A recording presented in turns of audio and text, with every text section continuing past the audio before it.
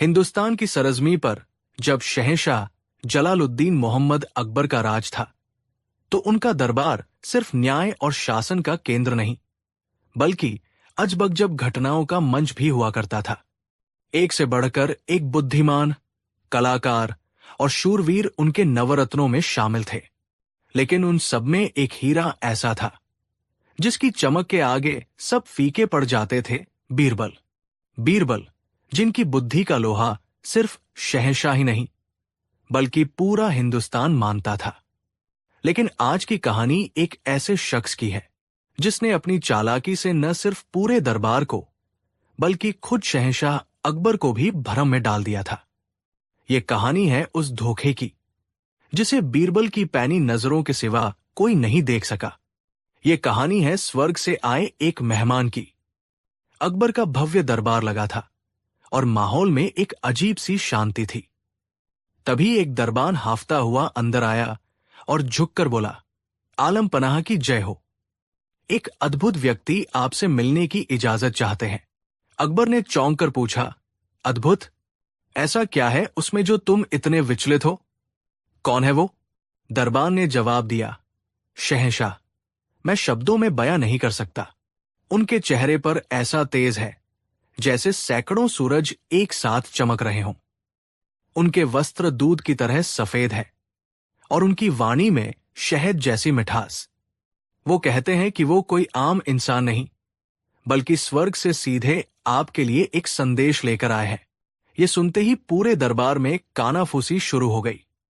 दरबारी एक दूसरे को हैरानी से देखने लगे। अकबर ने उत्सुकता से कहा, स्वर्ग से? ये तो बड़ी अविश्वसनीय बात है। खैर, पेश किया जाए उस व्यक्ति को। हम भी तो देखें कि कौन है ये दिव्य पुरुष।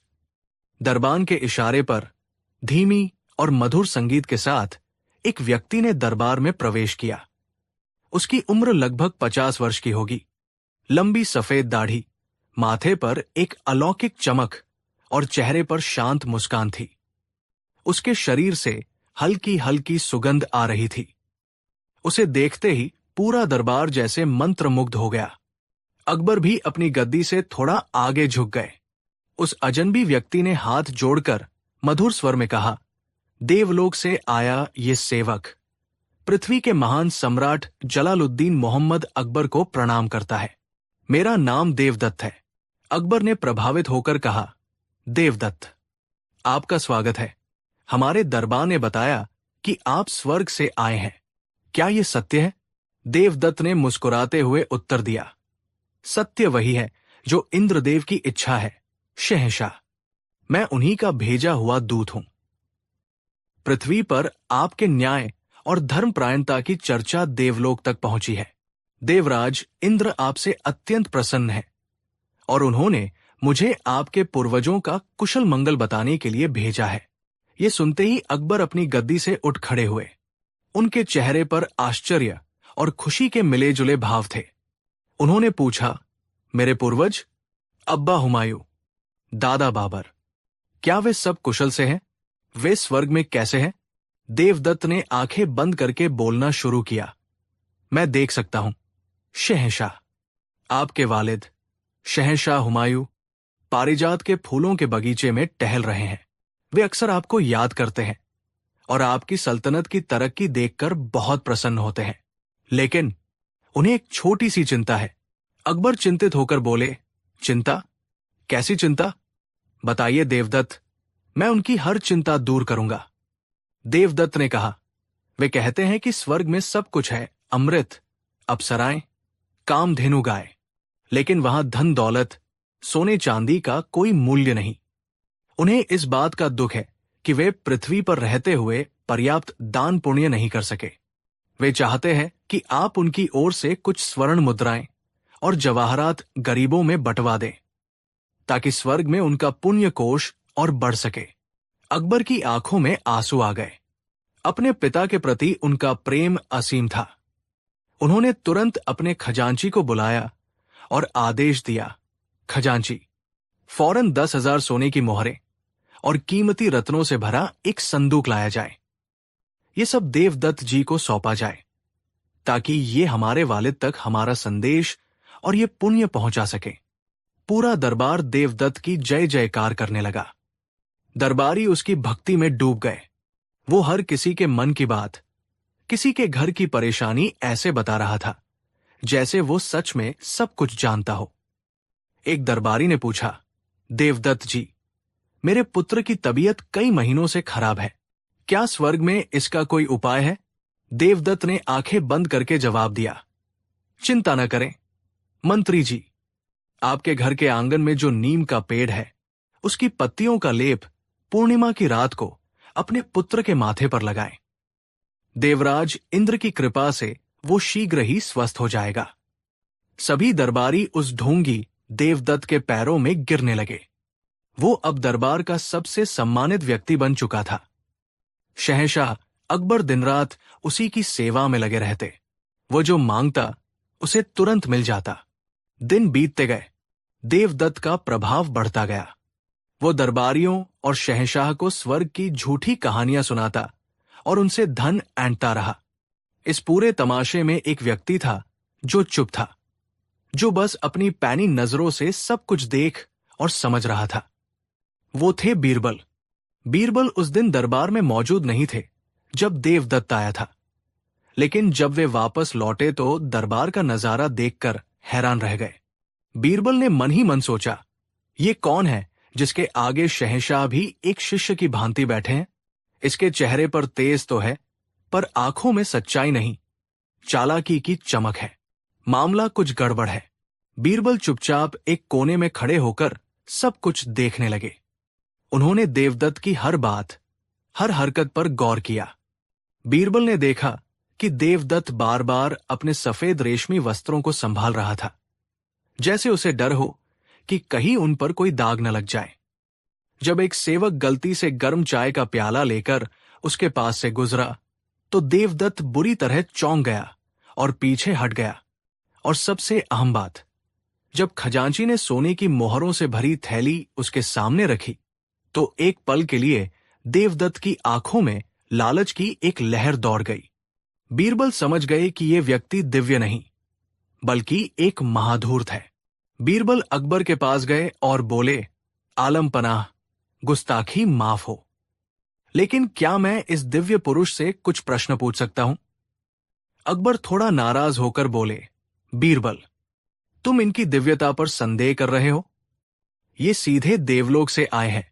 बीरबल ने विनम्रता से कहा, नहीं शहंशाह, मैं तो बस अपने ज्ञान की प्यास बुझाना चाहता हूं। अकबर ने अनिच्छा से सिर हिलाया। बीरबल देवदत्त की ओर मुड़े और प्रणाम करके पूछा, देवदत्त जी, मैं बस ये जानना चाहता था कि स्वर्ग में सूरज की रोशनी किस दिशा से आती है, पूर्व से या पश्चिम से? देवदत्त एक पल के लिए सक्का गया, फिर संभल कर बोला, बीरबल, स्वर्ग में सूरज नहीं होता, वहां तो हर तरफ स्वयं प्रकाशित रोशनी होती है। बीरबल ने मुस्कुराते हुए कहा, वाह, क्या खूब। अच्छा, एक और सवाल। आप कहते हैं कि आप देवराज इंद्र के दूत हैं, तो क्या आप बता सकते हैं कि इंद्रदेव के प्रिय हाथी रवत के कुल कितने दांत हैं? अब देवदत्त का चेहरा पीला पड़ गया। वो घबराकर बोला, ये सब सांसारिक बातें हैं बीरबल, हम इन छोटी छोटी बातों पर ध्यान नहीं देते। बीरबल अकबर की ओर मुड़कर बोले, शहंशाह, ये व्यक्ति झूठा है, ये कोई देवदूत नहीं बल्कि एक बहुरूपिया है। ये सुनते ही अकबर गुस्से से लाल हो गए और चिल्लाए, बीरबल, तुम्हारी हिम्मत कैसे हुई? तुम सबूत के बिना इतना बड़ा इल्जाम लगा रहे हो। अगर तुम इसे साबित नहीं कर पाए तो तुम्हें सख्त सजा मिलेगी। बीरबल ने शांति से कहा, मुझे आपकी हर सजा मंजूर है आलम पनाह, लेकिन पहले मुझे इसे बैनकाब करने का एक मौका दीजिए।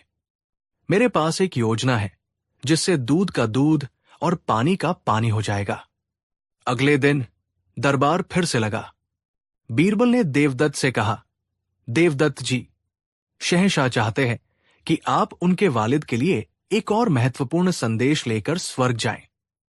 चूंकि आप स्वर्ग से आए हैं तो आप स्वर्ग वापस जाने का रास्ता भी जानते ही होंगे।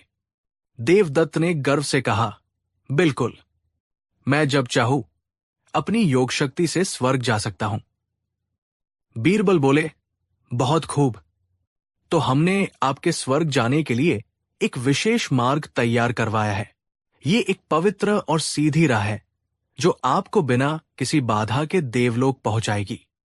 बीरबल के इशारे पर सैनिकों ने पर्दे हटाए।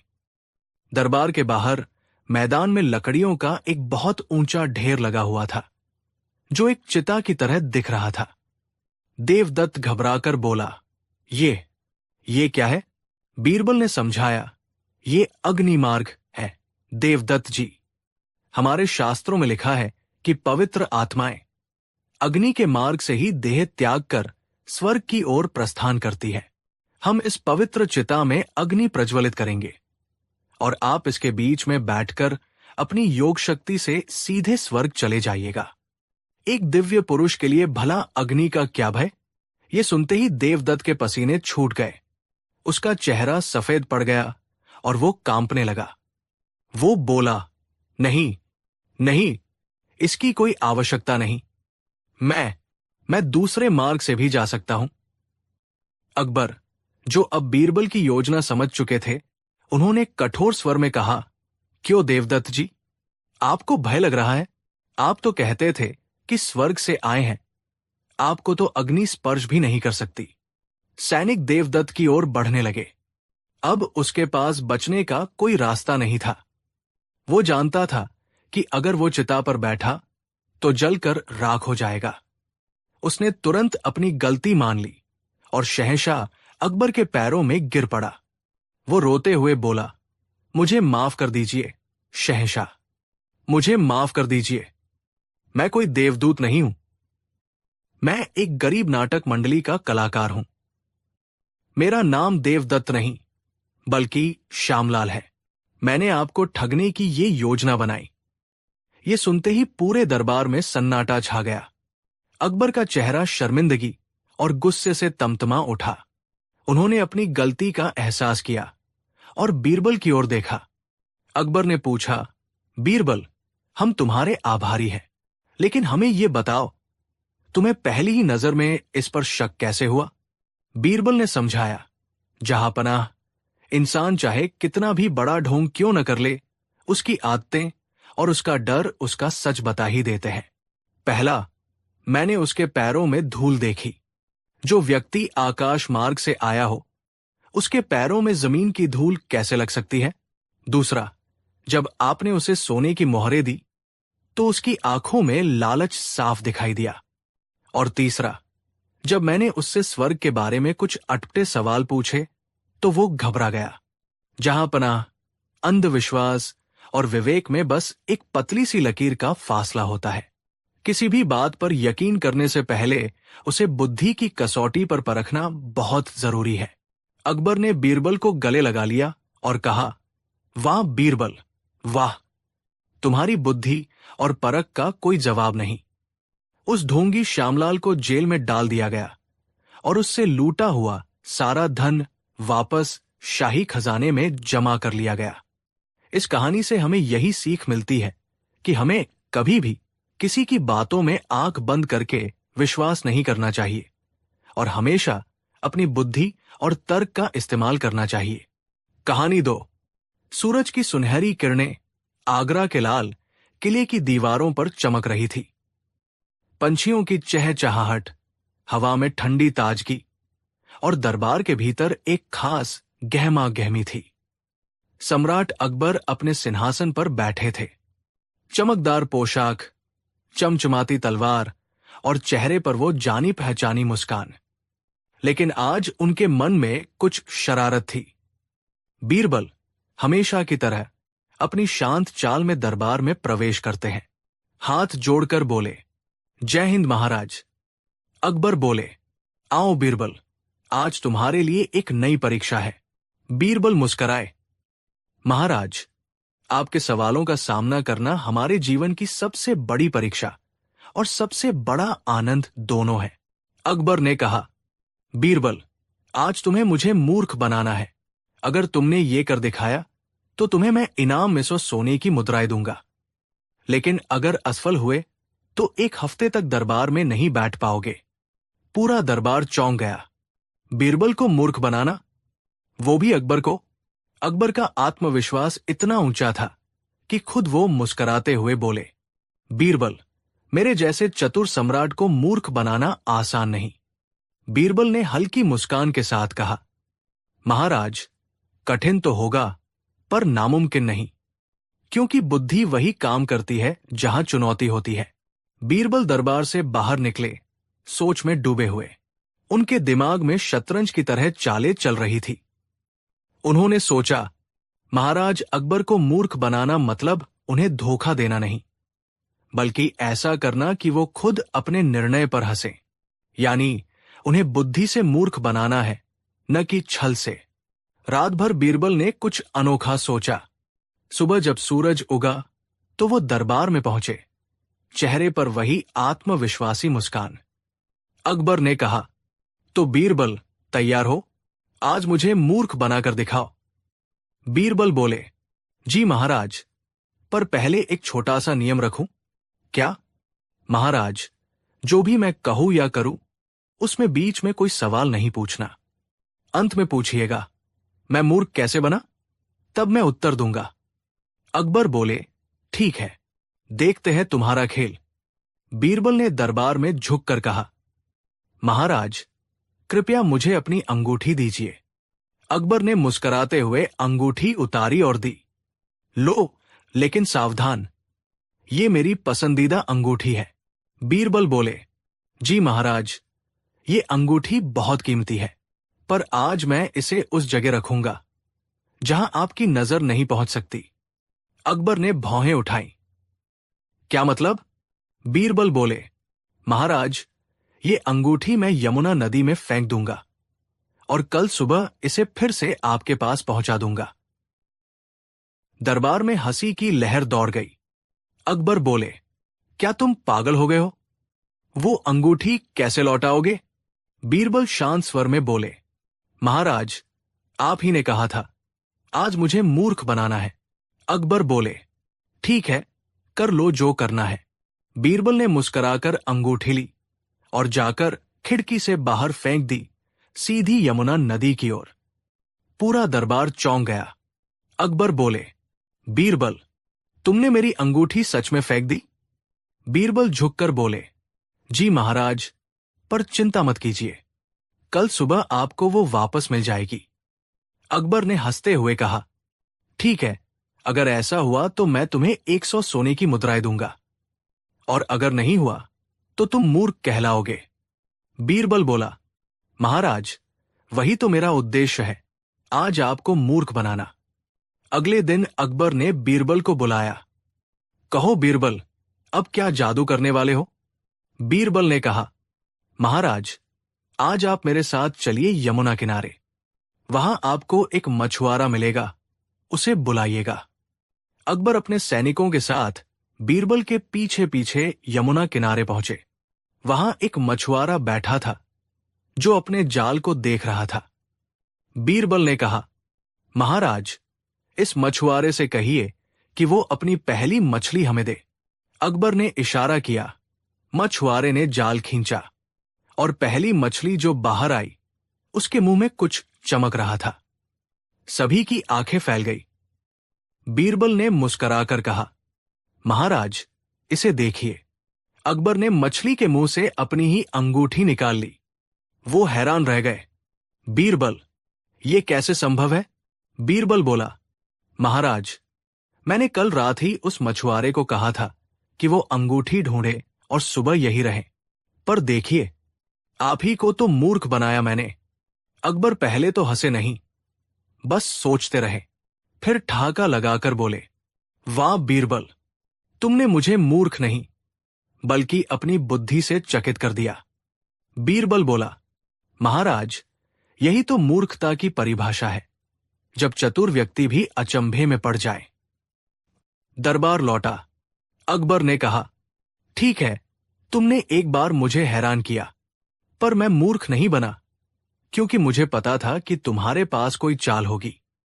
बीरबल बोले, ठीक है महाराज, अब मैं आपको ऐसा मूर्ख बनाऊंगा कि आप खुद कहेंगे, मैं मूर्ख बन गया। अकबर बोले, चलो देखते हैं, बीरबल ने कहा। महाराज, आज 2 विकल्प है आपके सामने। पहला, मैं आपको 10 सोने के सिक्के दूंगा।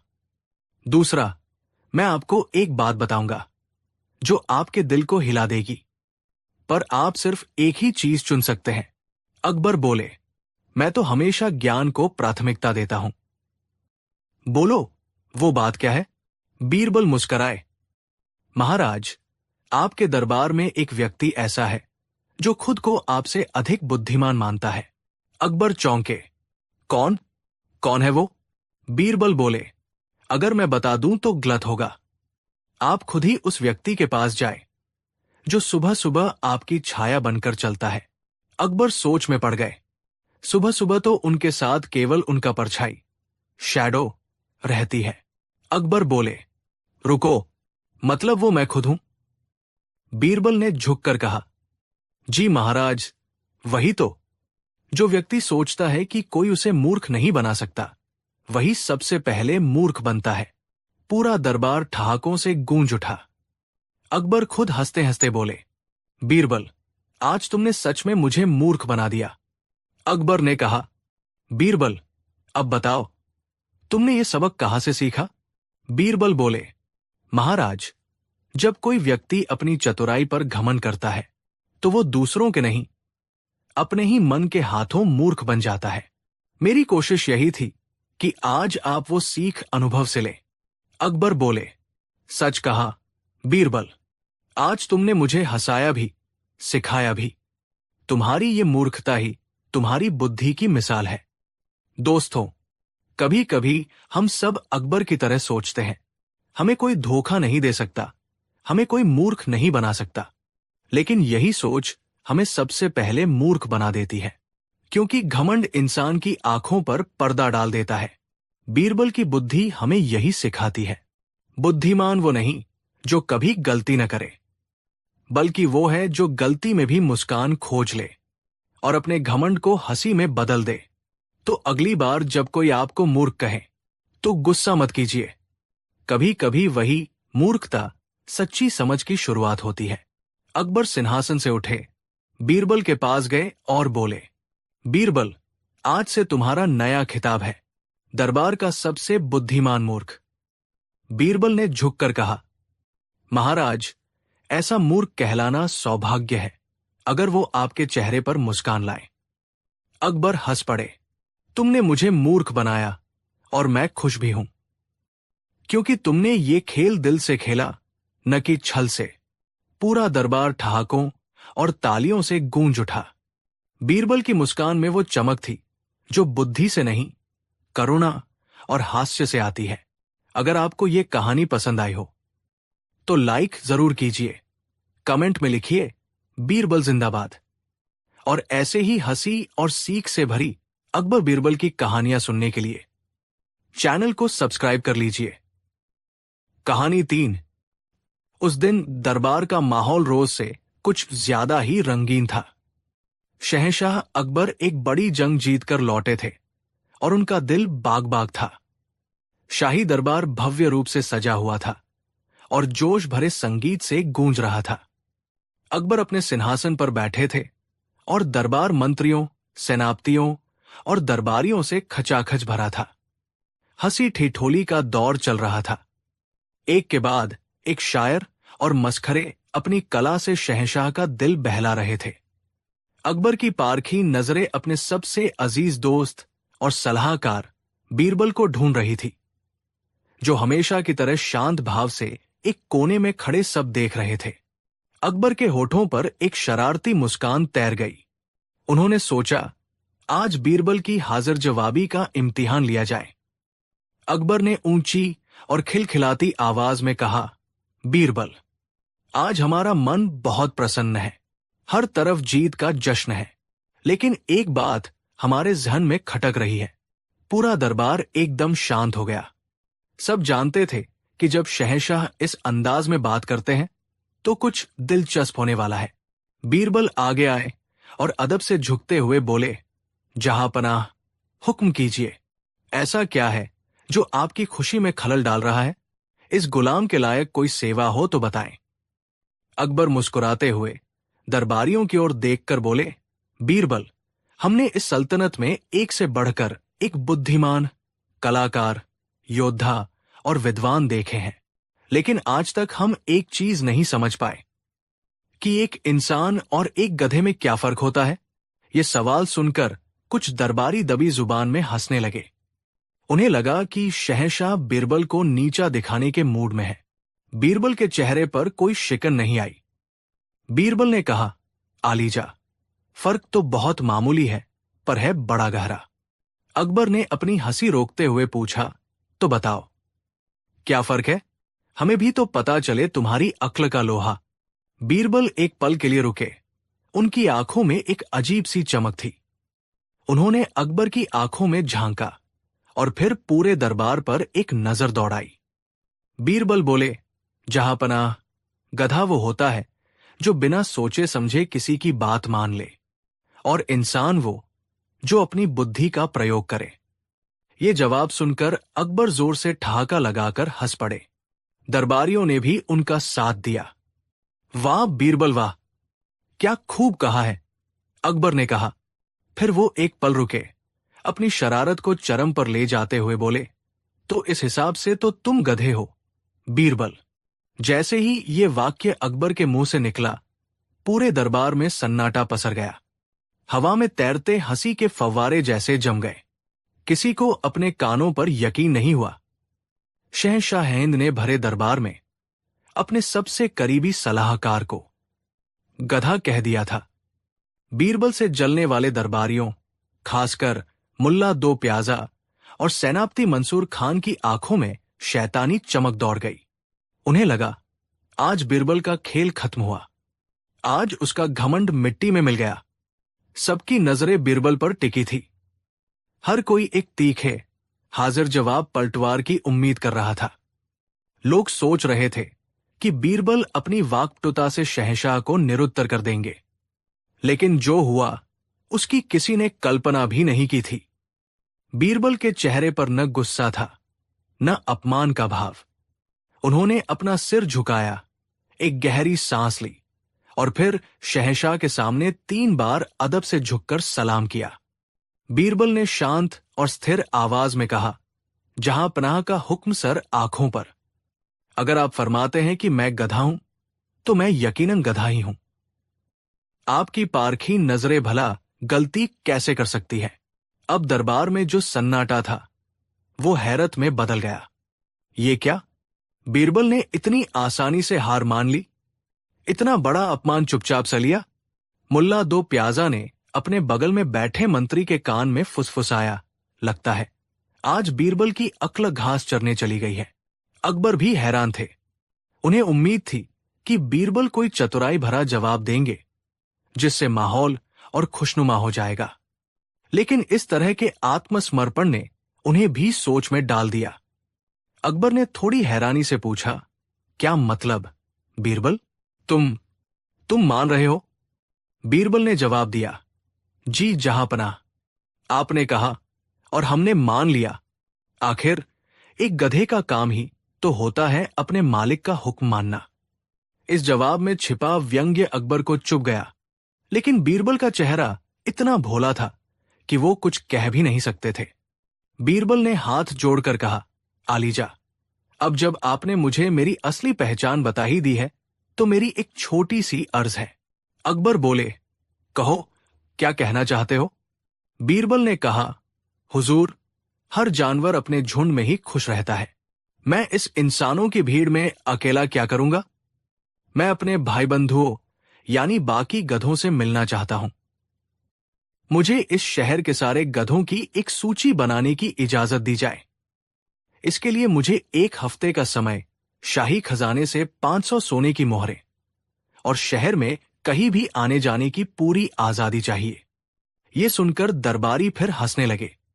उन्हें लगा कि बीरबल अपमान के सदमे में पागल हो गए हैं।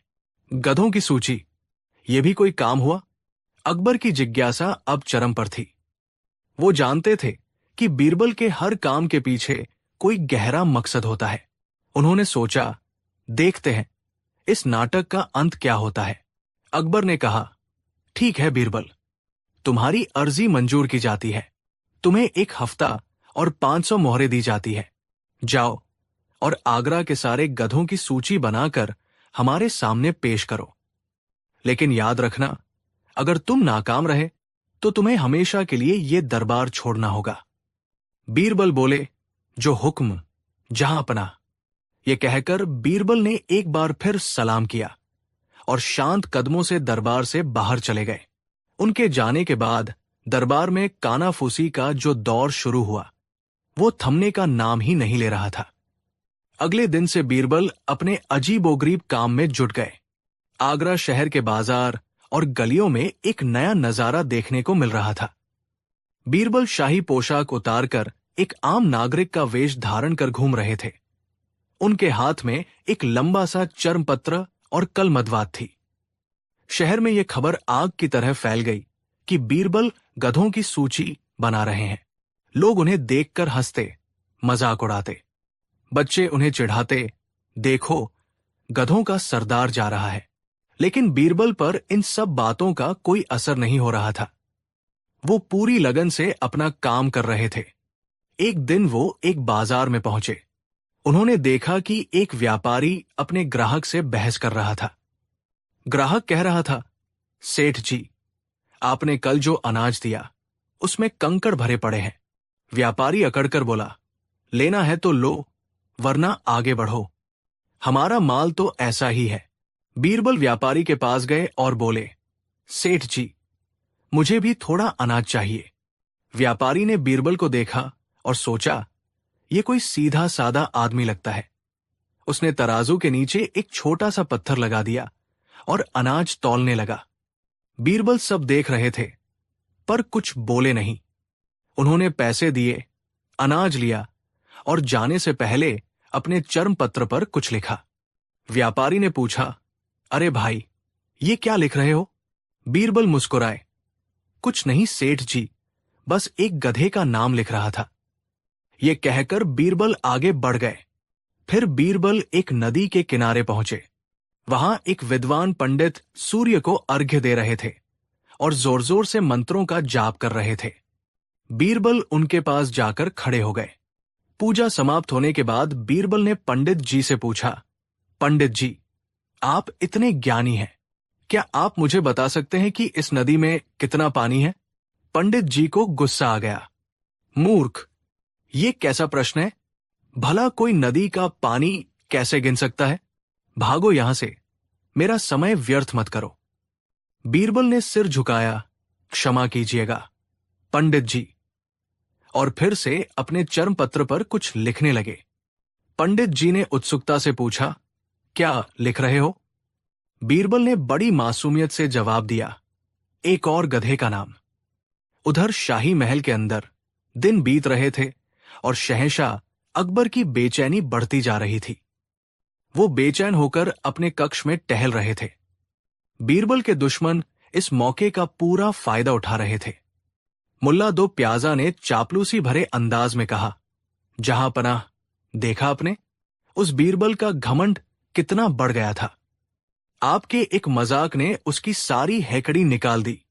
अब पागलों की तरह शहर में गधे गिनता फिर रहा है। सेनापति मंसूर खान बोला, आलीजा, ये सल्तनत की तौहीन है। आपका सबसे खास सलाहकार सरेआम ऐसे काम करे, इससे प्रजा में क्या संदेश जाएगा? लोग आपका मजाक उड़ा रहे हैं। आपको उसे फौरन इस काम से रोकना चाहिए। अकबर खामोश थे। उनका दिल कह रहा था कि बीरबल कोई बेवकूफी नहीं कर रहे, लेकिन उनके कान हर रोज ऐसी ही बातें सुन सुनकर पकने लगे थे।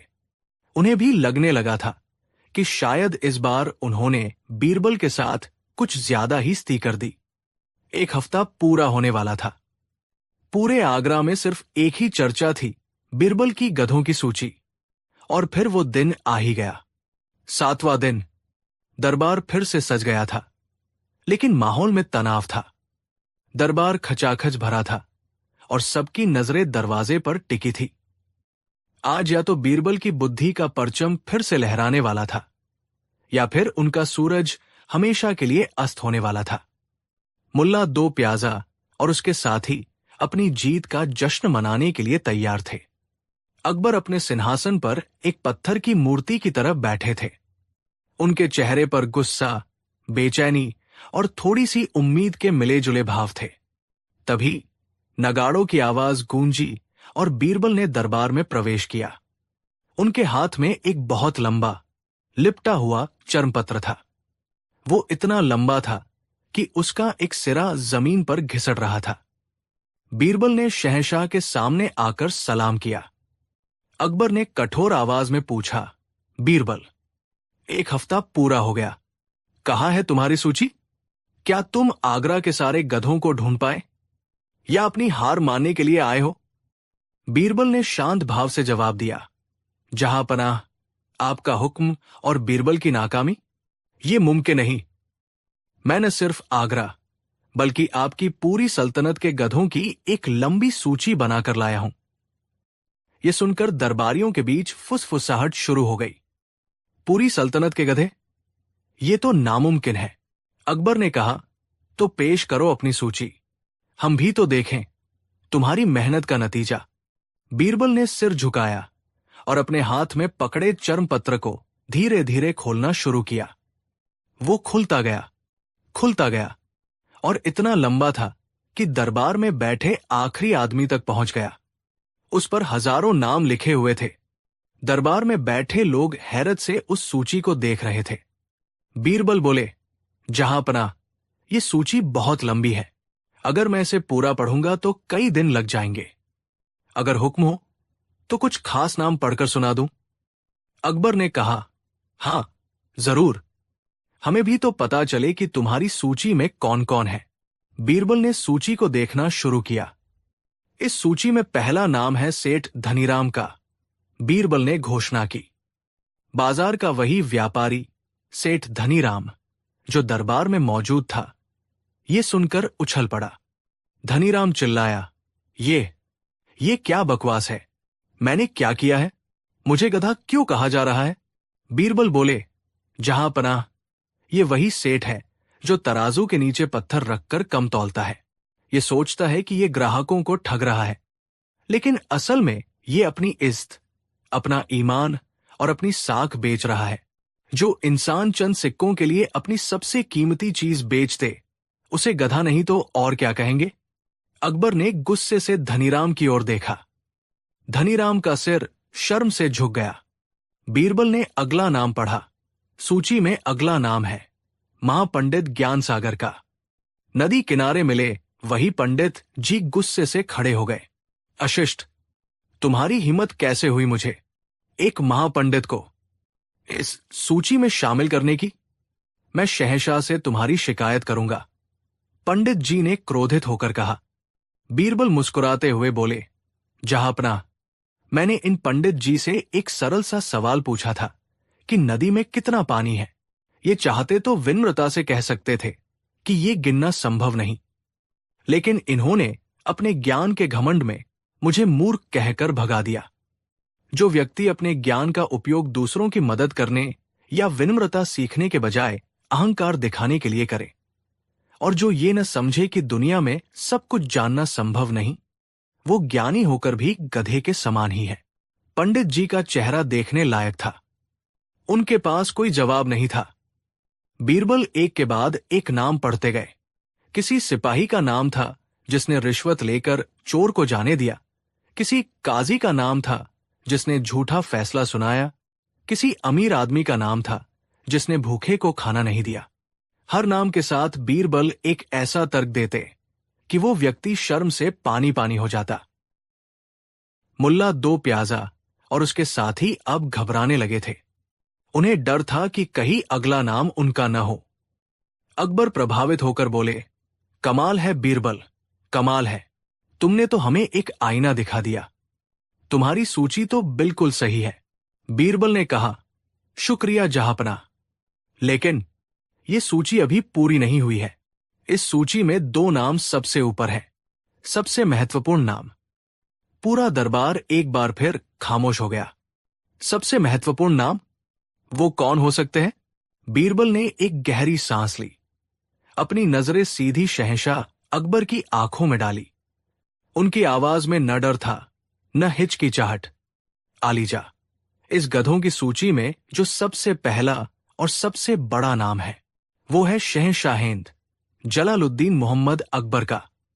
ये सुनते ही जैसे पूरे दरबार पर बिजली गिर गई हो। मौत जैसा सन्नाटा छा गया। दरबारियों की सांसें जहां की तहां रुक गई।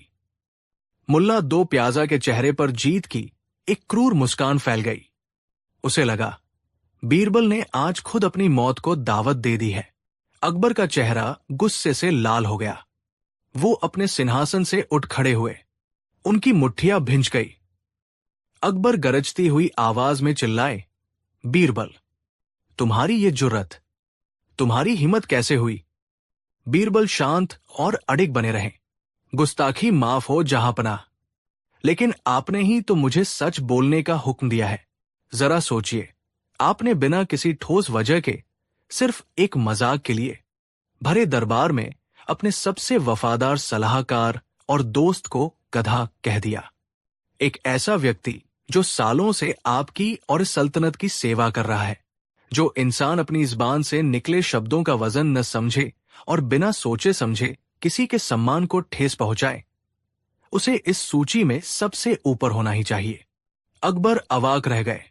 बीरबल के शब्दों ने तीर की तरह उनके दिल पर चोट की थी। उन्हें अपनी गलती का एहसास हो रहा था। उनका गुस्सा धीरे धीरे पिघलने लगा। दरबारियों को अभी भी यकीन नहीं हो रहा था कि बीरबल जिंदा कैसे खड़े हैं। और जहांपनाह, बीरबल एक पल रुके और फिर बोले, इस सूची में जो दूसरा नाम है वो मेरा यानी बीरबल का है।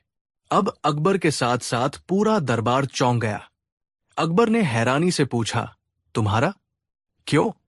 बीरबल ने सिर झुकाकर जवाब दिया, इसलिए जहांपनाह, क्योंकि मैंने अपने शहंशाह, अपने मालिक के एक बेतुके और बिना सोचे समझे दिए गए हुक्म को बिना कोई सवाल किए मान लिया। मैंने ये साबित करने के लिए कि आप गलत है, पूरे शहर के गधों की सूची बनाने का काम स्वीकार कर लिया। जो व्यक्ति किसी के गलत हुक्म को भी बिना सोचे समझे मान ले, वो भी तो गधा ही कहलाता है। ये कहकर बीरबल चुप हो गए। दरबार में खामोशी छाई थी, लेकिन ये खामोशी अब अपमान या डर की नहीं, बल्कि सम्मान और समझ की थी।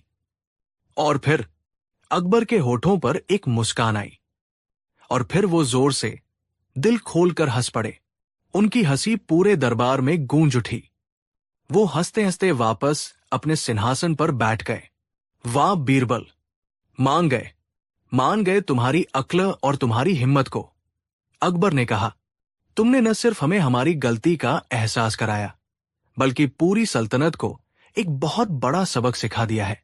तुमने साबित कर दिया कि असली गधा वो नहीं जिसके 4 पैर और 2 कान होते हैं, बल्कि वो है जो अपनी बुद्धि और विवेक का इस्तेमाल नहीं करता।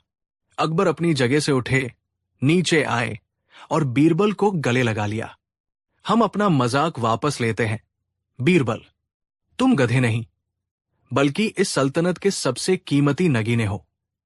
तुम्हारी जगह इस दरबार में हमेशा सबसे ऊपर रहेगी।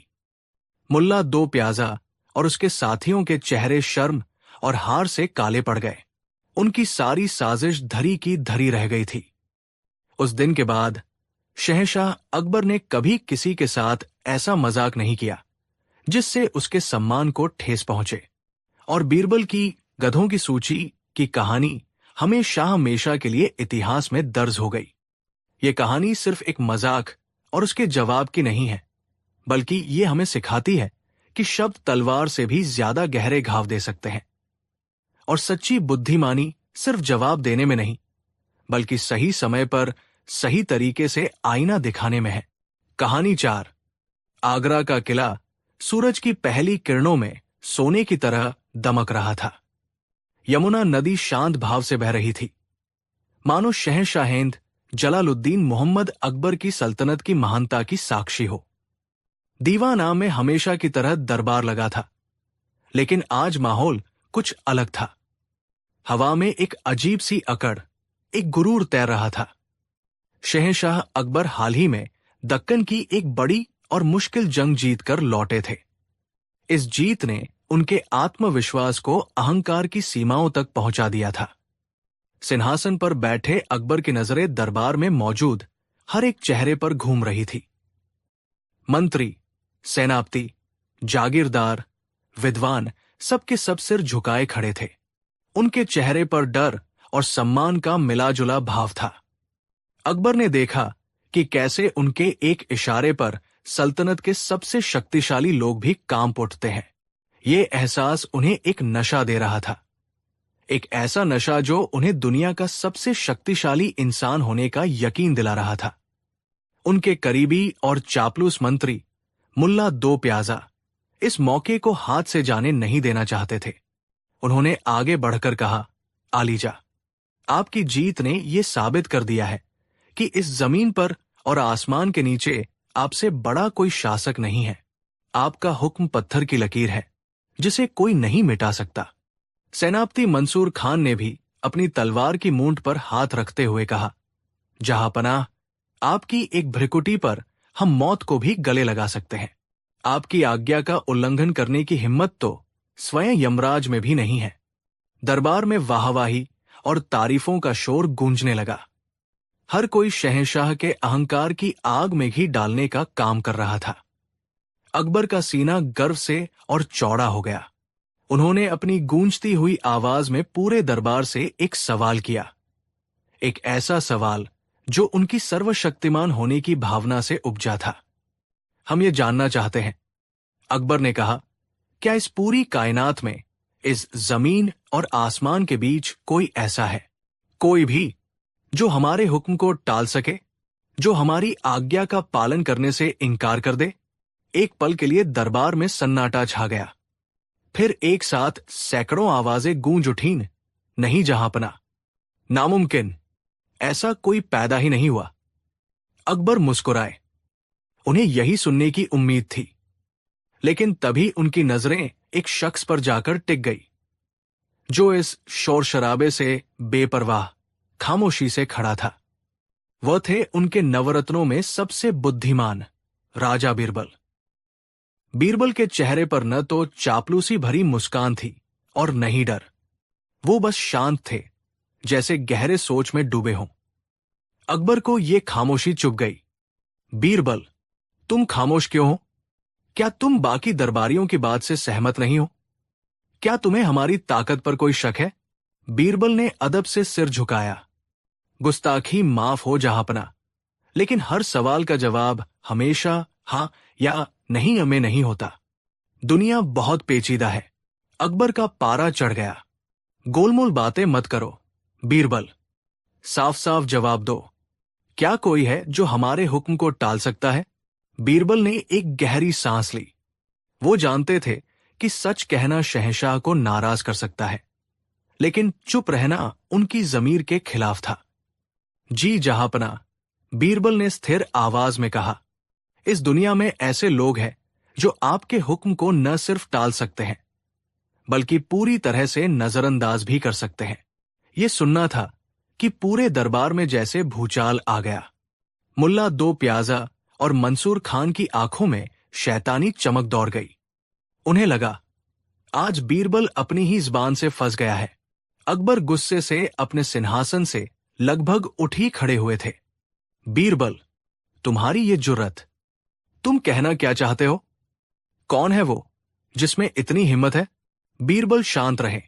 आलीजा, ऐसे लोग बहुत हैं। वे आपकी प्रजा के बीच ही रहते हैं। अकबर का अहंकार बुरी तरह आहत हुआ। तो ठीक है, हम तुम्हें 1 महीने का वक्त देते हैं। जाओ और हमारे सामने किसी ऐसे शख्स को पेश करो जो हमारे हुक्म को हमारे मुंह पर टालने की हिम्मत रखता हो। अगर तुम ऐसा कर पाए तो हम तुम्हें 10,000 सोने की मोहरें इनाम में देंगे, और अगर तुम नाकाम रहे तो तुम्हें हमेशा के लिए ये सल्तनत और हमारा दरबार छोड़कर जाना होगा। दरबार में एक बार फिर सन्नाटा पसर गया। ये एक असंभव चुनौती थी। ऐसा कौन हो सकता है जो मौत को दावत देने के लिए शहंशाह के हुक्म को टालेगा? बीरबल ने चुनौती स्वीकार की। मुझे मंजूर है जहांपना, लेकिन मेरी एक शर्त है। जब मैं उस शख्स को आपके सामने पेश करूं तो आप उसे कोई सजा नहीं देंगे। अकबर हंसे। हमें यकीन है कि तुम किसी को ला ही नहीं पाओगे। बीरबल, जाओ, हमने तुम्हारी शर्त मान ली। बीरबल ने सलाम किया और दरबार से बाहर चले गए। उनके जाने के बाद मुल्ला दो प्याजा ने अकबर के कान भरने शुरू कर दिए। देखा हुजूर, उसका घमंड, वो आपको नीचा दिखाना चाहता है। अब 1 महीने बाद वो खुद ही अपनी हार मानकर यहां से चला जाएगा। अगले कुछ हफ्तों तक बीरबल दरबार से गायब रहे। शहर में तरह तरह की अफवाहें उड़ने लगी। किसी ने कहा बीरबल डरकर भाग गए हैं। किसी ने कहा वो पागलों की तरह गलियों में घूमकर ऐसे आदमी को ढूंढ रहे हैं जो बादशाह से न डरता हो। मुल्ला दो प्याजा और मंसूर खान हर रोज अकबर को याद दिलाते कि कैसे बीरबल उनकी तौहीन करके गया है। धीरे धीरे अकबर का गुस्सा और भी बढ़ता गया। वो उस दिन का इंतजार करने लगे जब 1 महीने पूरे होंगे और वो बीरबल को हमेशा के लिए अपनी नजरों से दूर कर देंगे। बीरबल इन सब बातों से दूर अपना काम कर रहे थे, लेकिन उनका तरीका बहुत अलग था। वो किसी पहलवान, विद्रोही या फकीर को नहीं ढूंढ रहे थे। वो बस आगरा की आम गलियों में घूमते, लोगों को देखते और बच्चों को खेलते हुए निहारते। एक दिन एक बाग में टहलते हुए उनकी नजर एक जवान मां पर पड़ी जो अपने लगभग 2 साल के बच्चे को गोद में लेकर खिला रही थी। बच्चा खिलखिलाकर हंस रहा था और अपनी मां के गले से लिपट रहा था। बीरबल कुछ देर वहीं रुककर उन्हें देखते रहे। मां ने प्यार से बच्चे को नीचे उतारा और कहा, चलो बेटा, अब घर चले। बच्चे ने ना में सिर हिला दिया और खेलने में मगन हो गया। मां ने फिर कहा, देखो, शाम हो रही है, तुम्हारे अब्बा आते होंगे। बच्चे ने कोई ध्यान नहीं दिया और मिट्टी में लकीरें खींचने लगा। मां ने थोड़ा सख्ती से कहा, मैंने कहा ना, चलो, और उसका हाथ पकड़कर उठाने की कोशिश की। बच्चा जमीन पर लेट गया और रोने लगा। उसने अपनी मां का हुक्म मानने से साफ इनकार कर दिया था। मां ने हार कर उसे गोद में उठा लिया और प्यार से पुचकारने लगी। ये देखकर बीरबल के चेहरे पर एक गहरी मुस्कान आ गई। उन्हें वह मिल गया था जिसकी उन्हें तलाश थी। वो उस महिला के पास गए और बड़ी विनम्रता से बोले, माफ करना बहन, आपका बच्चा बहुत प्यारा है। क्या नाम है इसका? महिला ने मुस्कुराकर कहा, इसका नाम रहीम है। बीरबल ने बच्चे के सिर पर हाथ फेरा और अपनी जेब से सोने की एक मोहर निकालकर उसे देते हुए कहा, ये इस प्यारे बच्चे के लिए मेरी तरफ से एक छोटा सा तोहफा है। महिला हिचकिचाई, लेकिन बीरबल के जोर देने पर उसने मोहर रख ली। बीरबल ने कहा, बहन, क्या तुम मेरी एक मदद कर सकती हो? ठीक 1 महीने बाद इसी बाग में क्या तुम अपने बच्चे को लेकर आ सकती हो? शहंशाह सलामत यहां तशरीफ लाएंगे और वो बच्चों से मिलना चाहते हैं। महिला एक आम नागरिक थी। शहंशाह से मिलने का ख्याल ही उसके लिए बहुत बड़ी बात थी। वो फौरन तैयार हो गई। 1 महीना पूरा हो गया। दरबार फिर से सजा। अकबर सिंहासन पर बैठे थे। उनके चेहरे पर एक विजयी मुस्कान थी। उन्हें पूरा यकीन था कि बीरबल आज खाली हाथ लौटेंगे। कहाँ है बीरबल? अकबर ने गरज कर पूछा। क्या वह अपनी हार मानकर भाग गया? तभी बीरबल ने दरबार में प्रवेश किया। उनके चेहरे पर वही शांत भाव था। मैं यही हूं, जहांपना, बीरबल ने कहा। तो कहाँ है वो शख्स जो हमारे हुक्म को टालेगा? या तुम अपनी हार स्वीकार करने आए हो? अकबर ने व्यंग्य से पूछा। बीरबल ने कहा, आलीजा, मैंने उस शख्स को ढूंढ लिया है। वो इस महल के बाहर शाही बाग में आपका इंतजार कर रहा है। आपको अपना हुक्म उसे वही चलकर देना होगा। दरबार में कानाफूसी शुरू हो गई। बाग में ऐसा कौन है जो दरबार में आने की हिम्मत नहीं कर सकता? अकबर की उत्सुकता बढ़ गई। वो अपने कुछ खास मंत्रियों और सेनापतियों के साथ बीरबल के पीछे पीछे बाग की ओर चल दिए। मुल्ला दो प्याजा भी ये तमाशा देखने के लिए साथ हो लिया। बाग में वो औरत अपने बच्चे रहीम को गोद में लिए एक पेड़ के नीचे खड़ी थी। बच्चे के हाथ में एक लकड़ी का घोड़ा था और वो खेलने में मगन था। अकबर ने उस औरत और बच्चे को देखा और उनका गुस्सा 7वें आसमान पर पहुंच गया। वो बीरबल की ओर मुड़े। बीरबल, ये क्या मजाक है? तुम हमारा समय बर्बाद कर रहे हो। ये बच्चा हमारे हुक्म को टालेगा? दरबारी हंसने लगे। मुल्ला दो प्याजा बोला, हुजूर, मैंने तो पहले ही कहा था, ये पागल हो गया है। बीरबल ने हाथ जोड़कर कहा, जहांपना, मैंने आपसे वादा किया था कि मैं ऐसे शख्स को लाऊंगा जो आपके हुक्म को टाल दे। अब आप खुद ही कोशिश करके देख लीजिए। इसे कोई भी हुक्म दीजिए। अकबर को यह सब बेवकूफी लग रही थी, लेकिन अब वो पीछे नहीं हट सकते थे। उन्होंने अपनी सबसे शाही और दमदार आवाज में उस बच्चे की ओर देखकर कहा, ए लड़के, वो लकड़ी का घोड़ा हमें दे दो। बच्चे ने एक पल के लिए अपनी बड़ी बड़ी आंखों से शहंशाह को देखा। फिर उसने खिलौने को और कसकर अपनी छाती से लगा लिया और ना में सिर हिला दिया। अकबर हैरान रह गए। उन्होंने सोचा, शायद बच्चे ने सुना नहीं। उन्होंने थोड़ा और आगे बढ़कर नरम आवाज में कहा, बेटा, वो खिलौना हमें दे दो। हम तुम्हें सोने का खिलौना देंगे। बच्चे ने खिलौना अपनी पीठ के पीछे छिपा लिया और अपनी मां के पल्लू से लिपट गया। उसने साफ साफ शहंशाहिंद का हुक्म टाल दिया था। अब अकबर के सम्मान पर बात आ गई थी। उन्होंने एक सिपाही को इशारा किया, इससे वो खिलौना ले लो।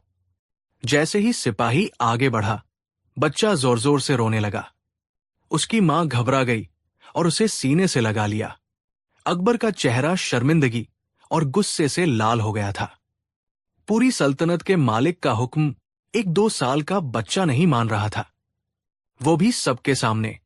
उन्होंने आखिरी कोशिश की। वो खुद बच्चे के पास गए, घुटनों पर बैठे और अपना कीमती हीरों जड़ा ताज उतार कर उसके सामने रख दिया। ये ले लो, ये घोड़े से ज्यादा खूबसूरत है। अब वो खिलौना मुझे दे दो। बच्चे ने ताज को देखा, उसे हाथ से छुआ और फिर उसे एक तरफ धकेल कर वापस अपने लकड़ी के घोड़े से खेलने लगा। ये शहंशाह अकबर की पूरी और अंतिम हार थी। उनका हुक्म एक बार नहीं, 3 बार टाला जा चुका था। वो निशब्द होकर खड़े हो गए। दरबारी अपनी हंसी भूलकर खामोश थे। बीरबल धीरे से अकबर के पास आए। जहांपना, उन्होंने बड़ी नरमी से कहा, इस बच्चे ने आपकी तौहीन करने के लिए आपका हुक्म नहीं टाला। इसने आपका हुक्म इसलिए टाला क्योंकि इसके लिए आपकी सल्तनत, आपकी ताकत, आपके सोने और हीरों का कोई मतलब नहीं है। इसकी दुनिया सिर्फ इसकी मां के प्यार और इस लकड़ी के खिलौने तक सीमित है। यह आपकी ताकत की भाषा नहीं समझता, ये सिर्फ प्यार और अपनेपन की भाषा समझता है। बीरबल ने आगे कहा, आपका हुक्म कोई बागी या दुश्मन ही नहीं टाल सकता, एक मासूम बच्चा भी टाल सकता है। एक मां अपने बच्चे के लिए आपका हुक्म टाल सकती है। प्रकृति आपका हुक्म टाल सकती है। आप बारिश को बरसने से या सूरज को निकलने से नहीं रोक सकते। भूख और प्यास आपका हुक्म टाल सकते हैं। एक भूखा इंसान आपकी शान में कही गई कविताओं से अपना पेट नहीं भर सकता। आलीजा, असली ताकत लोगों को डराकर हुक्म मनवाने में नहीं है। असली ताकत तो लोगों के दिलों को जीतने में है, ताकि वे डर से नहीं बल्कि प्यार और सम्मान से आपकी बात माने। आपकी सल्तनत की नींव डर पर नहीं, न्याय और प्रेम पर टिकी होनी चाहिए। बीरबल के शब्द अकबर के दिल में उतर गए। उनका सारा अहंकार, सारा गुरूर एक पल में पिघल गया। उन्हें अपनी गलती का एहसास हुआ। उन्हें समझ आया कि सच्चा बादशाह वो नहीं जिसका हुक्म कोई टाल न सके, बल्कि वो है जिसका हुक्म टालने की कोई जरूरत ही महसूस न करे। अकबर ने एक गहरी सांस ली और मुस्कुरा दिए। उन्होंने उस बच्चे के सिर पर हाथ फेरा, उसकी मां को 100 मोहरें इनाम में दी और वापस दरबार की ओर चल पड़े। दरबार में पहुंचकर उन्होंने बीरबल को 10,000 सोने की मोहरों की थैली भेंट की और पूरे दरबार के सामने ऐलान किया, बीरबल ने आज सिर्फ हमारी आंखें ही नहीं खोली, बल्कि हमें शासक होने का असली मतलब भी सिखाया है। आज से ये दरबार याद रखेगा कि शहंशाह का हुक्म भी प्रेम, मासूमियत और प्रकृति के नियमों से ऊपर नहीं है। उस दिन के बाद अकबर एक और भी बेहतर और ज्यादा विनम्र शासक बन गए, और बीरबल की बुद्धिमानी का ये किस्सा इतिहास में हमेशा के लिए अमर हो गया, जो हमें ये सिखाता है कि शक्ति का असली रूप विनम्रता और समझदारी में छिपा होता है, अहंकार में नहीं। कहानी 5।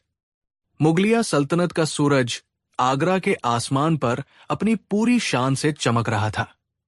दीवान खास में शहंशाह अकबर अपने नवरत्नों से घिरे थे। माहौल खुशनुमा था, लेकिन हवा में एक अनदेखा तनाव भी था।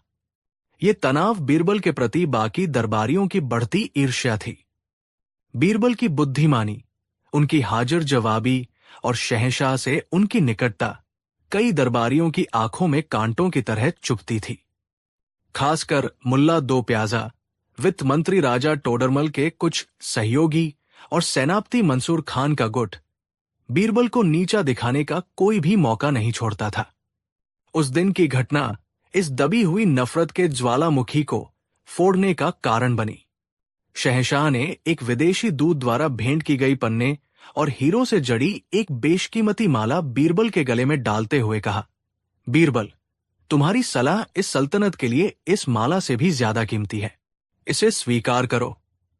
पूरे दरबार ने तालियां बजाईं, लेकिन कई चेहरों पर मुस्कुराहट झूठी थी।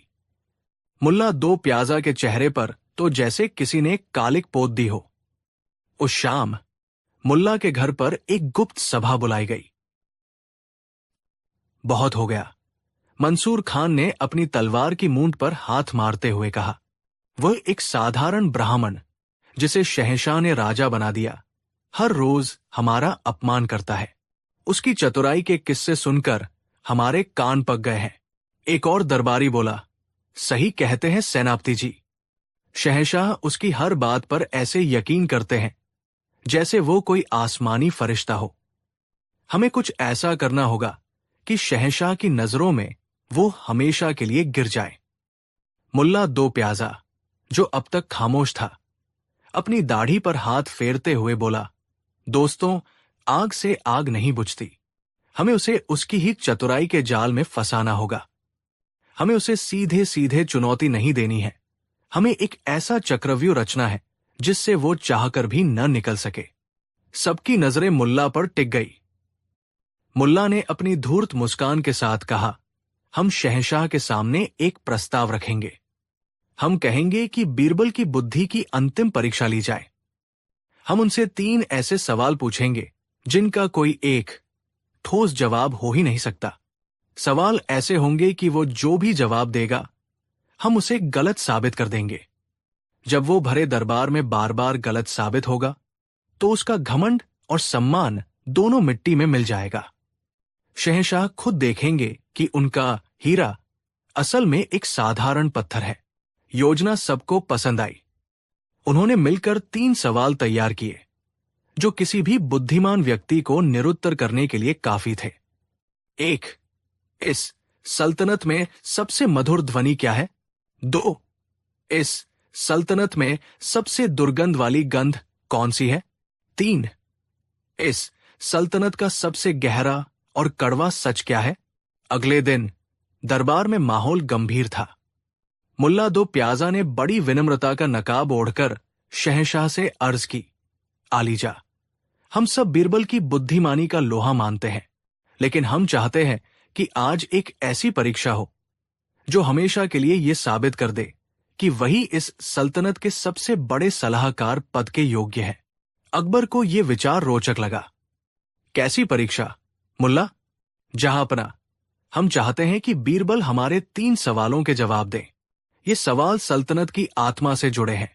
अगर बीरबल ने सही जवाब दे दिए, तो हम सब जीवन भर उनके गुलाम बनकर रहेंगे। बीरबल समझ गए कि ये एक जाल है, लेकिन उनके पास पीछे हटने का कोई रास्ता नहीं था। अकबर ने कहा, ठीक है, पूछो अपने सवाल। मुल्ला दो प्याजा ने अपना पहला सवाल दागा, बीरबल, बताओ, इस सल्तनत में गूंजने वाली सबसे मधुर ध्वनि क्या है? दरबारी मुस्कुराने लगे। ये एक आसान सा दिखने वाला पर बेहद मुश्किल सवाल था। कोई कहता मां की लोरी, कोई कहता कोयल की कूक, कोई कहता संगीत।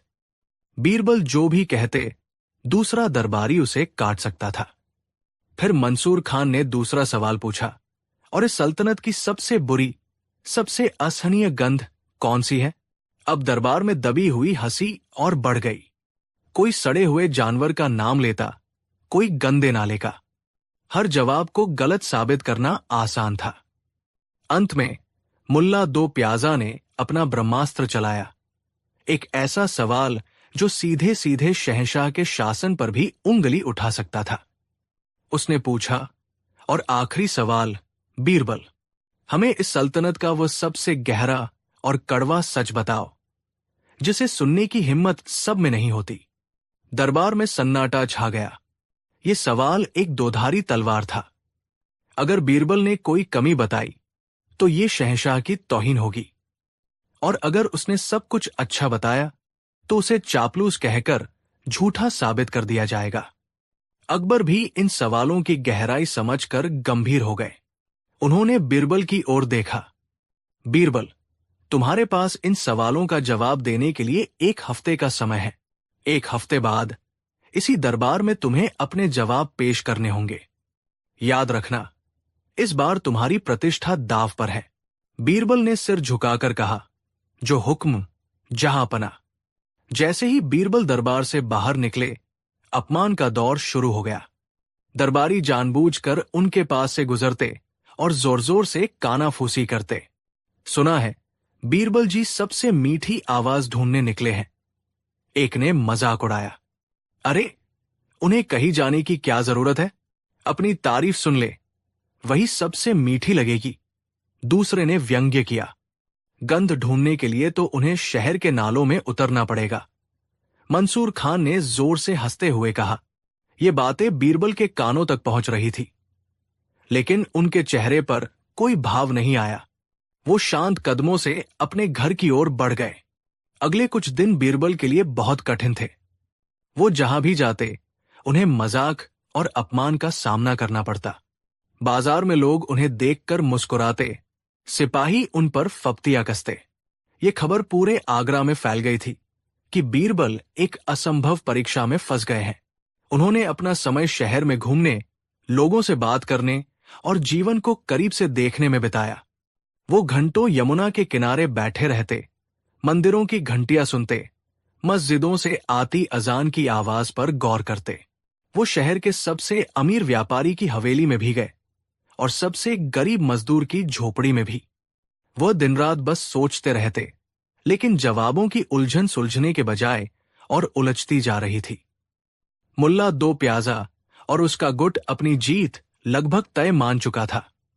वे हर रोज शहंशाह के कान भरते, लगता है हुजूर, इस बार बीरबल की अक्ल ने जवाब दे दिया है।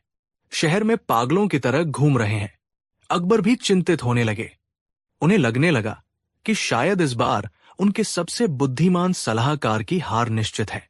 1 हफ्ते का आखिरी दिन आ गया। दरबार खचाखच भरा था। लोगों में उत्सुकता और तनाव चरम पर था। मुल्ला दो प्याजा और उसके साथी अपनी बेहतरीन पोशाकों में सजधज कर आए थे, जैसे किसी जश्न की तैयारी हो। उनकी आंखों में जीत की चमक साफ दिखाई दे रही थी। अकबर अपने सिंहासन पर बैठे थे। उनका चेहरा भावहीन था। तभी बीरबल ने दरबार में प्रवेश किया। वो थके हुए लग रहे थे। उनकी आंखों के नीचे हल्के गड्ढे थे, लेकिन उनकी चाल में एक अजीब सी शांति और दृढ़ता थी। बीरबल, समय पूरा हुआ, अकबर ने गंभीर आवाज में कहा। क्या तुम अपने जवाबों के साथ तैयार हो? जी, जहांपना, बीरबल ने कहा। मुल्ला दो प्याजा ने व्यंग्य से कहा, तो शुरू कीजिए पंडित बीरबल, हमें भी तो आपके ज्ञान का प्रकाश मिले। बताइए, सबसे पहले ये बताइए कि सल्तनत की सबसे बुरी गंध कौन सी है? उसने जानबूझकर सबसे मुश्किल सवाल पहले पूछा। बीरबल ने एक गहरी सांस ली और अपनी आंखें बंद कर ली, जैसे कुछ याद कर रहे हों। फिर उन्होंने बोलना शुरू किया। उनकी आवाज शांत पर इतनी साफ थी कि दरबार के आखिरी कोने तक सुनाई दे रही थी। जहांपना और दरबार के सभी सम्मानित सदस्य सबसे बुरी गंध की तलाश में मैं इस शहर के कोने कोने में भटका। मैं चमड़ा पकाने वाली बस्तियों में गया। मैं उन नालों के पास खड़ा रहा जहां शहर भर की गंदगी बहती है। मैंने युद्ध के मैदान में सड़ती लाशों की कल्पना की, लेकिन मुझे सल्तनत की सबसे बुरी गंध इन जगहों पर नहीं मिली। दरबारी एक दूसरे को देखकर मुस्कुराए। उन्हें लगा बीरबल हार मान रहे हैं। बीरबल ने आगे कहा, सबसे दुर्गंध वाली गंध मुझे एक अमीर साहूकार के घर के पास मिली। उस साहूकार के गोदामों में अनाज के बोरे सड़ रहे थे। उनमें कीड़े पड़ गए थे। और ठीक उसकी हवेली की दीवार के उस पार एक गरीब किसान का परिवार 3 दिन से भूखा था। उसके बच्चे भूख से बिलख रहे थे। जहांपना, इस सल्तनत की सबसे असहनीय और दुर्गंध वाली गंध किसी नाले या लाश की नहीं, बल्कि उस अमीर के घर में सड़ते हुए अनाज की है, जब पड़ोस में कोई भूखा सो रहा हो। ये गंध स्वार्थ की है, लालच की है और मरती हुई इंसानियत की है। इससे बुरी गंध कायनात में कोई और नहीं हो सकती। बीरबल के शब्द सुनकर दरबार में सन्नाटा छा गया। जो दरबारी हंस रहे थे, उनके चेहरे उतर गए। बीरबल ने एक साधारण से सवाल को एक गहरे नैतिक दर्शन में बदल दिया था। अकबर भी प्रभावित हुए बिना न रह सके। अब मंसूर खान ने अपनी भारी आवाज में पूछा, ठीक है, ये तो हुई गंध की बात। अब उस सबसे मधुर ध्वनि के बारे में बताओ। बीरबल मुस्कुराए। आलीजा, सबसे मधुर ध्वनि की खोज में मैंने कोयल की कूक सुनी। मैंने सबसे बड़े संगीतकारों का संगीत सुना। मैंने मां की लोरी में छिपी ममता को महसूस किया। ये सब बहुत मधुर है, लेकिन सबसे मधुर नहीं। उन्होंने एक पल का विराम लिया, फिर कहा, सल्तनत की सबसे मधुर ध्वनि तब पैदा होती है जब एक भूखे बच्चे के मुंह में अन्न का पहला निवाला जाता है और उसके पेट की आग शांत होती है।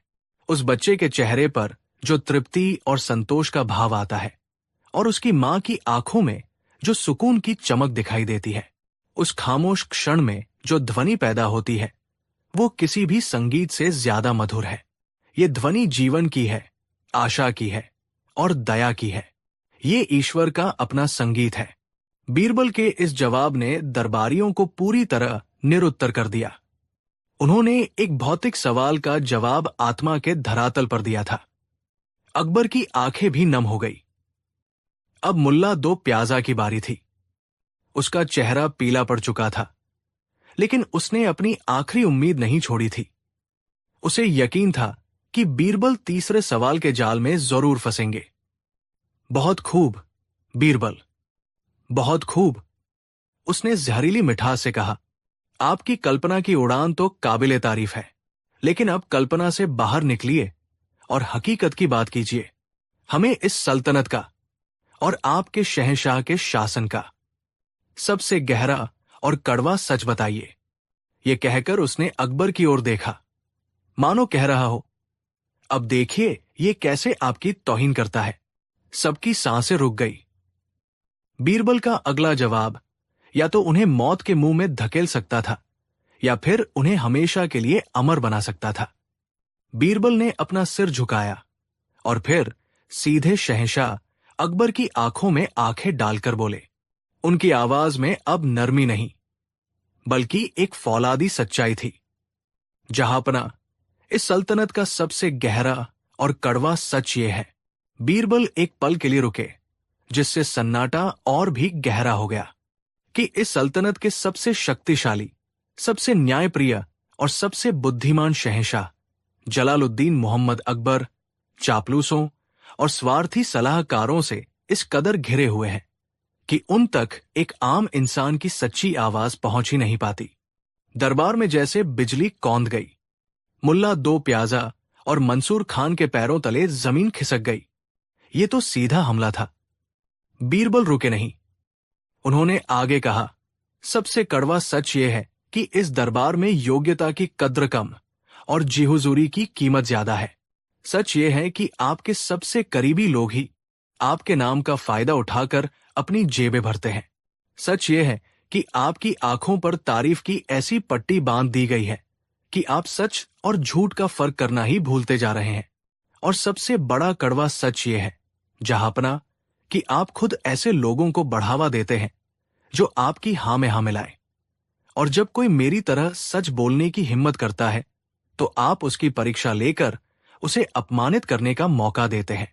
ये कहकर बीरबल खामोश हो गए और अपना सिर झुका लिया, जैसे अपने अंजाम का इंतजार कर रहे हों। पूरे दरबार में मौत जैसा सन्नाटा था। अकबर का चेहरा गुस्से से तमतमा रहा था। वो अपने सिंहासन से उठ खड़े हुए। मुल्ला दो प्याजा मन ही मन जश्न मनाने लगा। अब गया बीरबल काम से। अकबर धीरे धीरे सीढ़ियों से नीचे उतरे और बीरबल के सामने आकर खड़े हो गए। उन्होंने अपनी तलवार की मूंठ पर हाथ रखा। बीरबल, अकबर की आवाज में एक अजीब सा ठहराव था। आज तुमने सिर्फ इन सवालों के जवाब नहीं दिए हैं, तुमने हमें वो आईना दिखाया है जिसे देखने की हिम्मत हमें भी नहीं थी। अकबर ने अपनी तलवार म्यान में वापस रख ली और मुड़कर अपने दरबारियों की ओर देखा। उनकी नजरें आग उगल रही थी। सबसे दुर्गंध वाली गंध वो मुझे आज इस दरबार में महसूस हो रही है। ये तुम लोगों की ईर्ष्या और जलन की गंध है। सबसे मधुर ध्वनि वो मुझे बीरबल की सच्ची और निडर आवाज में सुनाई दे रही है। और सबसे कड़वा सच वो ये है कि हम तुम जैसे चापलूसों से घिरे हुए थे और बीरबल जैसे हीरे की कद्र नहीं कर रहे थे। शहंशाह ने मुल्ला दो प्याजा और मंसूर खान की ओर उंगली उठाई। तुम लोगों ने बीरबल का अपमान करने की कोशिश की, लेकिन असल में तुम सबने मिलकर अपना और इस दरबार का अपमान किया है। तुम लोगों ने यह साबित कर दिया कि तुम इस सल्तनत के वफादार नहीं, बल्कि अपनी ईर्ष्या के गुलाम हो। अकबर वापस बीरबल की ओर मुड़े। उन्होंने अपने गले से एक और भी कीमती माला उतारी और बीरबल के गले में पहना दी। बीरबल, हम शर्मिंदा हैं कि हमने तुम्हें इस परीक्षा से गुजरने दिया। तुमने आज हमें जो सबक सिखाया है वो सल्तनत चलाने के किसी भी नियम से बढ़कर है। आज से इस दरबार में सिर्फ सच की आवाज गूंजेगी। उस दिन जिन्होंने बीरबल का अपमान करने की साजिश रची थी, वे खुद ही पूरे दरबार की नजरों में गिर गए। उनका अपमान करने का षड्यंत्र उनकी अपनी ही तबाही का कारण बन गया, और बीरबल अपनी बुद्धि, साहस और सच्चाई के बल पर पहले से भी ज्यादा सम्मान और ऊंचाई पर पहुंच गए। ये कहानी हमेशा के लिए एक मिसाल बन गई कि अपमान की कीचड़ उछालने वाले अक्सर खुद ही उस कीचड़ में गिर जाते हैं, और सच का सूरज कितनी भी देर तक बादलों में छिपा रहे, एक दिन अपनी पूरी चमक के साथ जरूर निकलता है। कहानी 6। आगरा शहर सिर्फ अपनी आलीशान इमारतों और शाही ठाठ-बाट के लिए ही नहीं, बल्कि अपने रंग बिरंगे बाजारों और तरह तरह के लोगों के लिए भी मशहूर था। इन्हीं लोगों में से एक था साहूकार धनीराम। जैसा उसका नाम था वैसा ही उसका काम। धन ही उसका ईश्वर था और ब्याज ही उसकी पूजा। उसकी हवेली शहर के सबसे अमीर इलाके में थी, जिसकी दीवारें इतनी ऊंची थी कि जैसे वो बाहर की दुनिया की गरीबी और लाचारी का मजाक उड़ा रही हों। धनीराम का लालच उसकी सांसों की तरह था, निरंतर और जीवन के लिए जरूरी। वो लोगों को कर्ज देता था, लेकिन उसकी शर्तें ऐसी होती थी कि एक बार जो उसके जाल में फंस गया वो अपनी 7 पुश्तों तक उबर नहीं पाता था। वो कागजों में हेरफेर करने, अंगूठे के निशान का गलत इस्तेमाल करने और छोटी सी रकम को ब्याज लगाकर एक पहाड़ बना देने में माहिर था। शहर के कई गरीब किसान और कारीगर उसकी वजह से अपनी जमीनें और घर गंवा चुके थे। उन्हीं गरीबों में से एक था हरिराम, एक सीधा सादा मेहनती किसान जिसकी दुनिया अपनी छोटी सी जमीन और अपने परिवार तक ही सीमित थी। उसकी बेटी की शादी तय हुई, लेकिन उसके पास दहेज और शादी के खर्चों के लिए पैसे नहीं थे। बहुत सोचने और हिचकिचाने के बाद कांपते पैरों से वो साहूकार धनीराम की हवेली पहुंचा। धनीराम ने उसे ऊपर से नीचे तक देखा, जैसे कोई गिद्ध अपने शिकार को देख रहा हो। क्या चाहिए हरिराम? सुना है बेटी सयानी हो गई है। धनीराम ने अपने मुंह में पान घुमाते हुए कहा। जी साहूकार जी, हरिराम ने हाथ जोड़कर कहा। उसी के ब्याह के लिए कुछ मदद चाहिए थी। बस 50 सोने की मोहरें उधार दे दीजिए, फसल कटते ही मैं आपका एक एक पैसा सूद समेत लौटा दूंगा। धनीराम के चेहरे पर एक धूर्त मुस्कान तैर गई। अरे, इसमें मदद कैसी? ये तो हमारा काम ही है। लेकिन हरिराम, जमाना खराब है, बिना किसी गारंटी के हम पैसा कैसे दे दें? हरिराम ने अपनी पगड़ी उतारकर उसके कदमों में रख दी। साहूकार जी, मेरे पास इस जमीन के टुकड़े के सिवा और कुछ नहीं है। आप इसके कागजात गिरवी रख लीजिए। ये जमीन मुझे मेरे बाप दादा से मिली है, मेरी जान से भी प्यारी है। मैं इसे डूबने नहीं दूंगा। धनीराम को और क्या चाहिए था? उसने तुरंत कागजात बनवाए, लेकिन चालाकी से उसने दस्तावेज में 50 मोहरों की जगह 100 मोहरें लिख दी और ब्याज की दर भी दोगुनी कर दी। हरिराम अनपढ़ था। उसने भरोसे में आकर कांपते हाथों से अंगूठा लगा दिया। पैसे लेकर हरिराम ने धूमधाम से अपनी बेटी की शादी की। वो खुश था, लेकिन उसके दिल पर कर्ज का एक भारी बोझ था। उसने दिन रात मेहनत की। उसने दिन में सूरज की तपिश नहीं देखी और रात में चांद की ठंडक महसूस नहीं की। उसकी पत्नी और छोटे बेटे ने भी उसका साथ दिया। फसल बहुत अच्छी हुई। फसल बेचकर जब उसके हाथ में 65 सोने की मोहरें आई तो उसकी खुशी का ठिकाना न रहा। उसने सोचा, 50 मोहरें साहूकार की और 15 मोहरें ब्याज की। साहूकार खुश हो जाएगा। वो खुशी खुशी धनीराम की हवेली पहुंचा और मोहरों की थैली उसके सामने रख दी। धनीराम ने थैली उठाई और मोहरें गिनी। फिर उसने एक जहरीली हंसी हंसते हुए कहा, बस 65 मोहरें? हरिराम, लगता है तुम्हारा दिमाग खराब हो गया है। तुम्हें तो मुझे 200 मोहरें चुकानी है। हरिराम के पैरों तले जमीन खिसक गई। 200 मोहरें? ये आप क्या कह रहे हैं साहूकार जी? मैंने तो आपसे सिर्फ 50 मोहरें ली थी। धनीराम ने मेज पर पड़े दस्तावेज उसकी तरफ फेंक दिए। ये देखो, इस पर तुम्हारा ही अंगूठा है। इसमें साफ साफ 100 मोहरें लिखी है और दोगुने ब्याज के साथ अब ये 200 हो गई है। या तो 200 मोहरें दो, वरना कल सुबह तुम्हारी जमीन हमारी हो जाएगी। हरिराम गिड़गिड़ाया, रोया, अपनी पगड़ी उसके पैरों में रख दी, लेकिन पत्थर दिल धनीराम पर कोई असर नहीं हुआ। उसने हरिराम को धक्के मारकर अपनी हवेली से बाहर निकलवा दिया। टूटा हुआ, हारा हुआ हरिराम सड़क पर बैठकर फूट फूट कर रोने लगा। उसकी दुनिया उजड़ चुकी थी।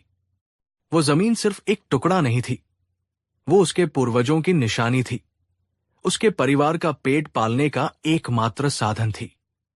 उसे लगा कि अब आत्महत्या के सिवा कोई रास्ता नहीं बचा। वो रोता रोता यमुना नदी की तरफ जा रहा था कि तभी किसी ने उसके कंधे पर हाथ रखा। उसने मुड़कर देखा तो एक साधारण वेशभूषा में एक व्यक्ति खड़ा था, जिसके चेहरे पर असाधारण शांति और बुद्धिमानी की चमक थी। वो राजा बीरबल थे, जो अक्सर भेष बदलकर अपनी प्रजा का हाल जानने निकलते थे। क्या बात है भाई, इतने दुखी क्यों हो? जीवन से हार मान लेना तो कायरों का काम है, बीरबल ने नरम आवाज में पूछा। हरिराम ने रोते रोते अपनी पूरी कहानी बीरबल को सुना दी। सब कुछ सुनकर बीरबल की आंखों में धनीराम के लिए गुस्सा उतर आया। उन्होंने मन ही मन ठान लिया कि इस लालची साहूकार को सबक सिखाना ही होगा। चिंता मत करो हरिराम, बीरबल ने उसके कंधे पर हाथ रखकर कहा। कल सुबह तुम मेरे साथ साहूकार के पास चलना। तुम्हारी जमीन तुम्हें वापस मिलेगी, ये मेरा वादा है। बस मैं जैसा कहूं वैसा ही करना। अगली सुबह आगरा का बाजार अपनी पूरी रफ्तार पर था। धनीराम अपनी दुकान पर मसंद लगाए बैठा था। तभी हरिराम वहां पहुंचा। उसके पीछे पीछे बीरबल भी थे, लेकिन एक बहुत ही अमीर ईरानी व्यापारी के भेष में। उन्होंने कीमती रेशमी कपड़े पहन रखे थे। उंगलियों में बड़ी बड़ी अंगूठियां थी और उनके साथ 2 नौकर भी थे, जिनके हाथों में संदूक थे। धनीराम की आंखें उस अमीर व्यापारी को देखकर फटी की फटी रह गई। उसे लगा जैसे आज कोई बहुत बड़ा शिकार हाथ लगने वाला है। वो अपनी जगह से उठकर खड़ा हो गया। बीरबल ने ईरानी लहजे में कहा, गुस्ताखी माफ जनाब, क्या आप ही इस शहर के सबसे बड़े और सबसे ईमानदार साहूकार धनीराम जी हैं? ईमानदार शब्द सुनकर धनीराम फूला नहीं समाया। जी जी हुजूर, आपकी खिदमत में हाजिर हूं। बताइए, इस नाचीज के लायक क्या सेवा है? बीरबल बोले, हम ईरान से आए हैं। हमें शहंशाह अकबर के लिए एक नया महल बनवाना है। इसके लिए हमें तुरंत 5,000 सोने की मोहरों की जरूरत है। हमें एक ऐसा भरोसेमंद साहूकार चाहिए जो हमारी अमानत को संभाल सके। हम कल सुबह आपको 5,000 मोहरें देंगे और बदले में आपसे एक दस्तावेज लेंगे। 1 महीने बाद जब हम लौटेंगे तो हम अपनी मोहरें वापस ले लेंगे और आपकी इस मेहरबानी के लिए आपको 500 मोहरें इनाम में देंगे। 500 मोहरें, वो भी सिर्फ 1 महीने के लिए मोहरें रखने के इनाम में। धनीराम का लालची मन नाच उठा। ये तो बिना कुछ किए धरे सोने की बारिश होने जैसा था। हुजूर, आप बिल्कुल सही जगह आए हैं, धनीराम ने चापलूसी से कहा। मुझसे ज्यादा ईमानदार और भरोसेमंद साहूकार आपको इस पूरे हिंदुस्तान में नहीं मिलेगा। आप कल बेफिक्र होकर अपनी मोहरें ले आइए। तभी बीरबल ने हरिराम की तरफ इशारा किया, जो एक कोने में चुपचाप खड़ा था। ये गरीब किसान आपके पास क्यों खड़ा है? बीरबल ने पूछा, जैसे वो उसे जानते ही न हो। धनीराम के चेहरे पर घृणा के भाव आ गए। अरे हुजूर, ये एक चोर और धोखेबाज है। इसने मुझसे 100 मोहरें उधार ली थी, अब वापस नहीं कर रहा। आज इसकी जमीन नीलाम होने वाली है। बीरबल ने अपनी जेब से 200 सोने की मोहरों की एक थैली निकाली और मेज पर फेंक दी। कितने का कर्ज है इस पर? 200 मोहरें। ये लो, बीरबल ने कहा। हम नहीं चाहते कि जब हम आपके साथ इतना बड़ा सौदा कर रहे हों तो आपकी दुकान पर किसी गरीब की हाय लगे। ये हमारी तरफ से इसकी मदद समझो। अब इसके जमीन के कागजात इसे वापस कर दो। धनीराम की आंखें लालच से चमक उठीं। उसे लगा कि इस अमीर व्यापारी को खुश करने का ये सुनहरा मौका है। उसने सोचा, 200 मोहरें भी मिल गई और इस ईरानी का भरोसा भी जीत लिया। कल तो 5,000 मोहरें आएंगी ही। उसने तुरंत हरिराम के असली दस्तावेज निकाले, उस पर कर्ज चुकता हुआ की मुहर लगाई और हरिराम को वापस दे दिए। हरिराम ने कांपते हाथों से कागजात लिए। उसकी आंखों से आंसू बह रहे थे। उसने बीरबल की तरफ कृतज्ञता से देखा और चुपचाप वहां से चला गया। बहुत खूब, साहूकार जी, आप तो सच में बड़े दिल वाले हैं, बीरबल ने कहा। अब हमें इजाजत दीजिए। हम कल सुबह ठीक इसी वक्त 5,000 मोहरों के साथ हाजिर होंगे। ये कहकर बीरबल और उनके नौकर वहां से चले गए। धनीराम उस रात सोया नहीं। वो सपनों में 5,000 मोहरों को गिन रहा था और 500 मोहरों के इनाम के बारे में सोच सोचकर खुश हो रहा था। उसने सोचा, क्या किस्मत है मेरी, एक ही दिन में 200 मोहरें भी मिली और 500 का और फायदा होने वाला है। अगली सुबह वो अपनी दुकान सजाकर, इत्र लगाकर उस ईरानी व्यापारी का इंतजार करने लगा। सुबह गुजरी, दोपहर हो गई, फिर शाम ढलने लगी, लेकिन वो व्यापारी नहीं आया। धनीराम की बेचैनी बढ़ने लगी। उसे लगा कि शायद व्यापारी रास्ता भूल गया हो या कोई और मजबूरी हो। 1 दिन बीता, फिर 2, फिर पूरा हफ्ता गुजर गया। वो ईरानी व्यापारी वापस नहीं लौटा। अब धनीराम को एहसास हुआ कि उसके साथ बहुत बड़ा धोखा हुआ है। उसे वह 200 मोहरें याद आई जो उसने उस किसान के लिए दी थी। वो गुस्से से आगब बुला हो गया। धोखा, मेरे साथ धोखा हुआ है। वो चिल्लाता हुआ सीधा शाही दरबार पहुंचा। दरबार लगा हुआ था। शहंशाह अकबर अपने सिंहासन पर विराजमान थे और उनके बगल में राजा बीरबल बैठे थे। धनीराम ने अकबर के सामने झुककर अपनी झूठी कहानी सुनानी शुरू की। दुहाई हो जहांपना, इस शहर में एक ईरानी धोखेबाज आया है। उसने मुझे 5,000 मोहरों का लालच देकर मुझसे 200 मोहरें ठग ली। उसने कहा कि वो एक गरीब किसान हरिराम का कर्ज चुका रहा है और फिर वापस ही नहीं लौटा। मेरे साथ इंसाफ कीजिए जहांपना। अकबर ने हरिराम को दरबार में पेश करने का हुक्म दिया। हरिराम डरता डरता दरबार में आया। अकबर ने पूछा, हरिराम, क्या इस साहूकार ने तुम्हारा 200 मोहरों का कर्ज चुकाया है? हरिराम ने कहा, नहीं जहांपना, मेरा कर्ज तो सिर्फ 50 मोहरों का था। साहूकार ने धोखे से दस्तावेज पर 100 मोहरें लिखवाई थी। धनीराम चिल्लाया, झूठ, ये सरासर झूठ बोल रहा है। हुजूर, इसने मुझसे 100 मोहरें ली थी। इसका अंगूठा लगा हुआ है दस्तावेज पर। तभी बीरबल अपनी जगह से उठे। उन्होंने अपनी सामान्य आवाज में कहा, साहूकार धनीराम, क्या तुम उस ईरानी व्यापारी को पहचान सकते हो?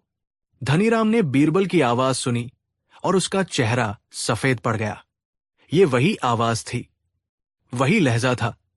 उसने कांपते हुए बीरबल की ओर देखा। बीरबल मुस्कुराए। क्या हुआ साहूकार, पहचाना नहीं?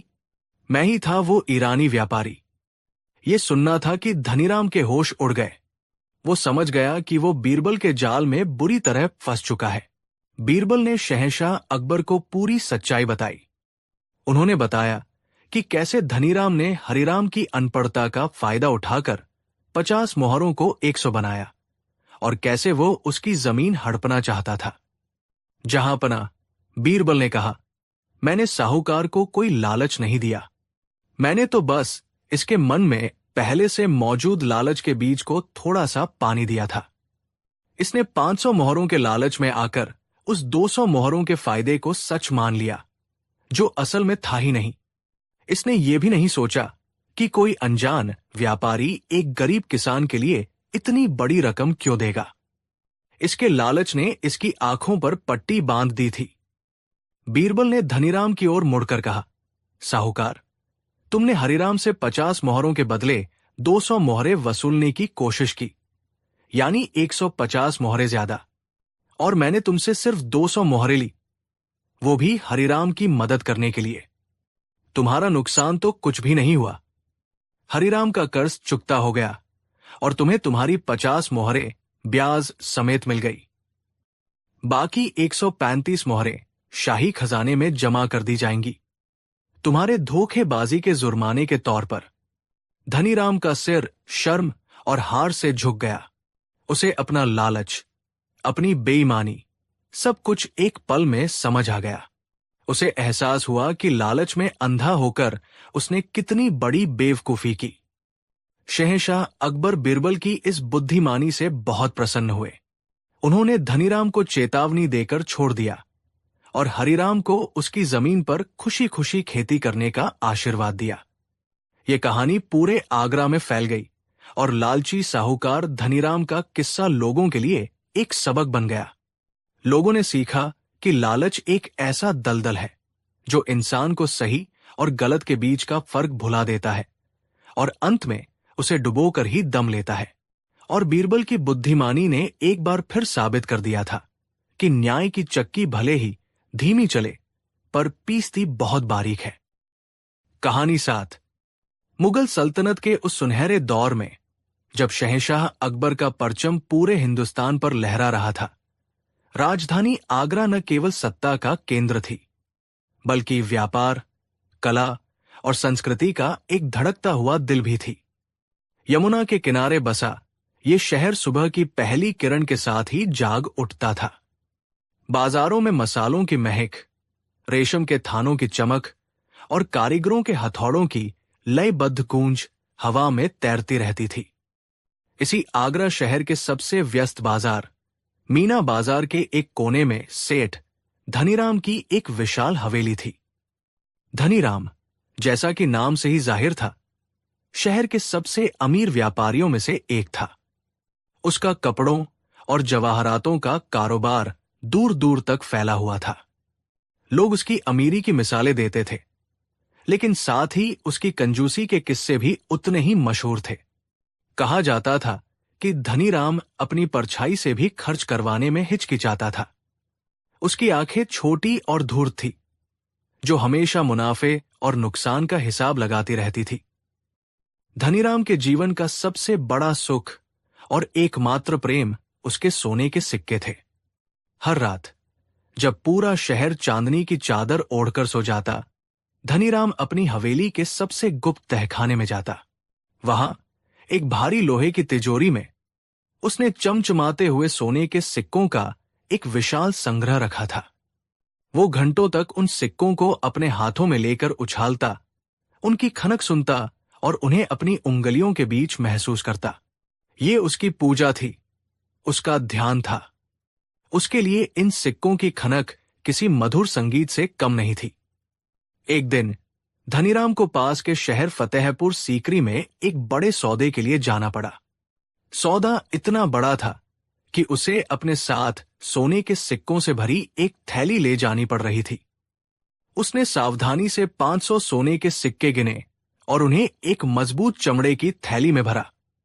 थैली को उसने अपनी कमर में कसकर बांध लिया।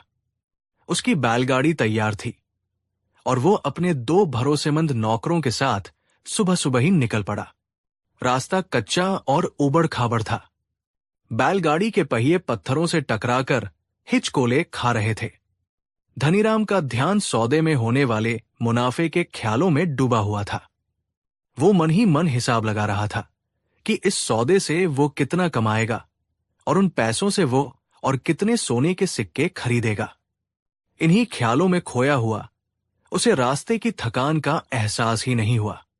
दोपहर होते होते वे फतेहपुर सीकरी पहुंच गए। धनीराम ने सौदा किया, जो उसकी उम्मीद से भी ज्यादा फायदेमंद साबित हुआ। उसकी खुशी का ठिकाना नहीं रहा। काम खत्म होने के बाद वो अपनी बैलगाड़ी में बैठकर वापस आगरा के लिए रवाना हुआ। जीत की खुशी में वो रास्ते भर मुस्कुराता रहा। शाम ढलते ढलते जब वो अपनी हवेली पहुंचा तो उसका दिल जोर से धड़क रहा था। वो अपने नए मुनाफे को अपने पुराने खजाने में मिलाने के लिए बेचैन था। उसने अपनी कमर पर हाथ लगाया ताकि सिक्कों की थैली को खोल सके, लेकिन उसकी कमर खाली थी। थैली वहां नहीं थी। एक पल के लिए धनीराम की सांसें रुक गई। उसका चेहरा पीला पड़ गया। उसने घबराहट में पूरी बैलगाड़ी छान मारी, अपने कपड़े टटोले, नौकरों से पूछताछ की, लेकिन थैली का कहीं कोई पता नहीं था। उसके 500 सोने के सिक्के, उसकी जान से भी प्यारी दौलत, रास्ते में कहीं गिर गई थी। लुट गया, मैं बर्बाद हो गया। धनीराम छाती पीट पीट कर रोने लगा। उसकी कंजूसी पर उसकी लापरवाही भारी पड़ गई थी। पूरी रात उसे नींद नहीं आई। सुबह होते ही वो सीधा शहर के कोतवाल के पास पहुंचा और अपनी थैली खो जाने की रिपोर्ट लिखवाई। उसने ये भी घोषणा करवा दी कि जो कोई भी उसकी थैली लौटाएगा, उसे वो इनाम में 20 सोने के सिक्के देगा। पूरे आगरा में ढिंढोरा पिटवा दिया गया। 20 सोने के सिक्कों का इनाम एक बड़ी रकम थी और शहर के गरीब लोगों के लिए ये एक सपने के सच होने जैसा था। हर कोई उस चमड़े की थैली की तलाश में जुट गया। शहर की सीमा पर, जंगल के किनारे, एक छोटी सी झोपड़ी में रामदीन नाम का एक गरीब लकड़हारा रहता था। रामदीन बेहद ईमानदार और मेहनती था। वो रोज सुबह जंगल में जाता, लकड़ियां काटता और उन्हें शहर में बेचकर जो कुछ भी कमाता, उसी से अपने परिवार का पेट पालता था। उसकी पत्नी अक्सर बीमार रहती थी और उसके 2 छोटे छोटे बच्चे थे, जिनकी आंखों में हमेशा अच्छे भोजन और नए कपड़ों के सपने तैरते रहते थे। जिस दिन धनीराम की थैली खोई थी, उसी शाम रामदीन भी जंगल से लकड़ियों का गट्ठर सिर पर रखे अपने घर लौट रहा था। वो थका हुआ था और उसका शरीर पसीने से भीगा हुआ था। तभी रास्ते के किनारे धूल में सनी हुई एक भारी सी चीज पर उसकी नजर पड़ी। उसने झुककर उसे उठाया। वो एक पुरानी चमड़े की थैली थी और उसके अंदर से सिक्कों की खनक की आवाज आ रही थी। रामदीन का दिल जोर जोर से धड़कने लगा। उसने कांपते हाथों से थैली का मुंह खोला। अंदर सोने के सिक्के सूरज की आखिरी किरणों में सोने की तरह चमक रहे थे। उसने अपनी जिंदगी में इतने सिक्के एक साथ कभी नहीं देखे थे। एक पल के लिए उसके मन में शैतान ने घर किया। अगर मैं ये सिक्के रख लूं तो मेरी सारी गरीबी दूर हो जाएगी, मेरी पत्नी का इलाज हो जाएगा, मेरे बच्चे अच्छे स्कूल में पढ़ेंगे, हमें 2 वक्त की रोटी के लिए तरसना नहीं पड़ेगा। लेकिन फिर उसके पिता की सिखाई हुई बात उसके कानों में गूंजी, बेटा, ईमानदारी इंसान की सबसे बड़ी दौलत होती है। जो चीज तुम्हारी नहीं, वो तुम्हारे लिए जहर के समान है। रामदीन ने एक गहरी सांस ली। उसने थैली को कसकर पकड़ लिया और तेज कदमों से अपने घर की ओर चल पड़ा। घर पहुंचकर उसने अपनी पत्नी को सारी बात बताई। उसकी पत्नी भी उसी की तरह नेक दिल थी। उसने कहा, ये जिसका भी धन है, वो कितना परेशान होगा। हमें इसे तुरंत लौटा देना चाहिए। हमें हराम की कमाई नहीं चाहिए। अगली सुबह रामदीन शहर गया। वहां उसने ढिंढोरची से सेठ धनीराम की घोषणा सुनी। उसे पता चल गया कि ये थैली उसी अमीर व्यापारी की है। वो सीधा धनीराम की हवेली पहुंचा। हवेली के बाहर पहरेदार खड़े थे। रामदीन ने उनसे कहा कि उसे सेठ जी से मिलना है, क्योंकि उसे उनकी खोई हुई थैली मिली है। ये सुनते ही पहरेदार उसे अंदर ले गए। धनीराम अपने आंगन में उदास बैठा था। रामदीन को देखते ही वो खड़ा हो गया। रामदीन ने पूरी ईमानदारी से थैली उसके सामने रख दी और कहा, सेठ जी, ये आपकी थैली है। कल शाम मुझे जंगल के रास्ते में मिली थी। धनीराम ने झपटकर थैली अपने हाथ में ले ली। उसने थैली खोली और सिक्कों को देखा। उसकी आंखों में एक अजीब सी चमक आ गई, लेकिन ये खुशी की नहीं, बल्कि लालच की चमक थी। उसने जल्दी जल्दी सिक्के गिने। वे पूरे 500 थे। एक पल के लिए उसके मन में रामदीन को इनाम देने का ख्याल आया, लेकिन फिर उसकी कंजूसी ने उसे आ घेरा। 20 सोने के सिक्के, ये तो बहुत बड़ी रकम है। ये तो एक गरीब लकड़हारा है। इसे क्या पता कि थैली में कितने सिक्के थे। मैं इसे इनाम देने से बच सकता हूं। एक दुष्ट विचार उसके दिमाग में कौंधा। धनीराम ने अचानक अपना चेहरा बदल लिया और गुस्से से चिल्लाया, चोर, बेईमान, तूने मेरे सिक्के चुराए हैं। रामदीन हक्का बक्का रह गया। वो बोला, ये आप क्या कह रहे हैं सेठ जी? मैंने तो ईमानदारी से आपकी थैली लौटाई है। धनीराम और जोर से चीखा, झूठ बोलता है। इस थैली में 520 सोने के सिक्के थे। तूने इनाम के 20 सिक्के पहले ही निकाल लिए और अब बाकी के 500 लौटाकर ईमानदारी का नाटक कर रहा है। मैं तुझे बादशाह के सामने लेकर जाऊंगा, वही तेरा इंसाफ करेंगे। बेचारा रामदीन रोने लगा। वो अपनी ईमानदारी की कस्में खाने लगा, लेकिन धनीराम ने उसकी एक न सुनी। वो रामदीन को घसीटता हुआ सीधा शहंशाह अकबर के दरबार में ले गया। दरबार खचाखच भरा हुआ था। शहंशाह अकबर अपने सिंहासन पर विराजमान थे और उनके बगल में उनकी बुद्धि और विवेक के प्रतीक बीरबल खड़े थे। धनीराम ने शहंशाह को सलाम किया और अपनी झूठी कहानी सुनानी शुरू की।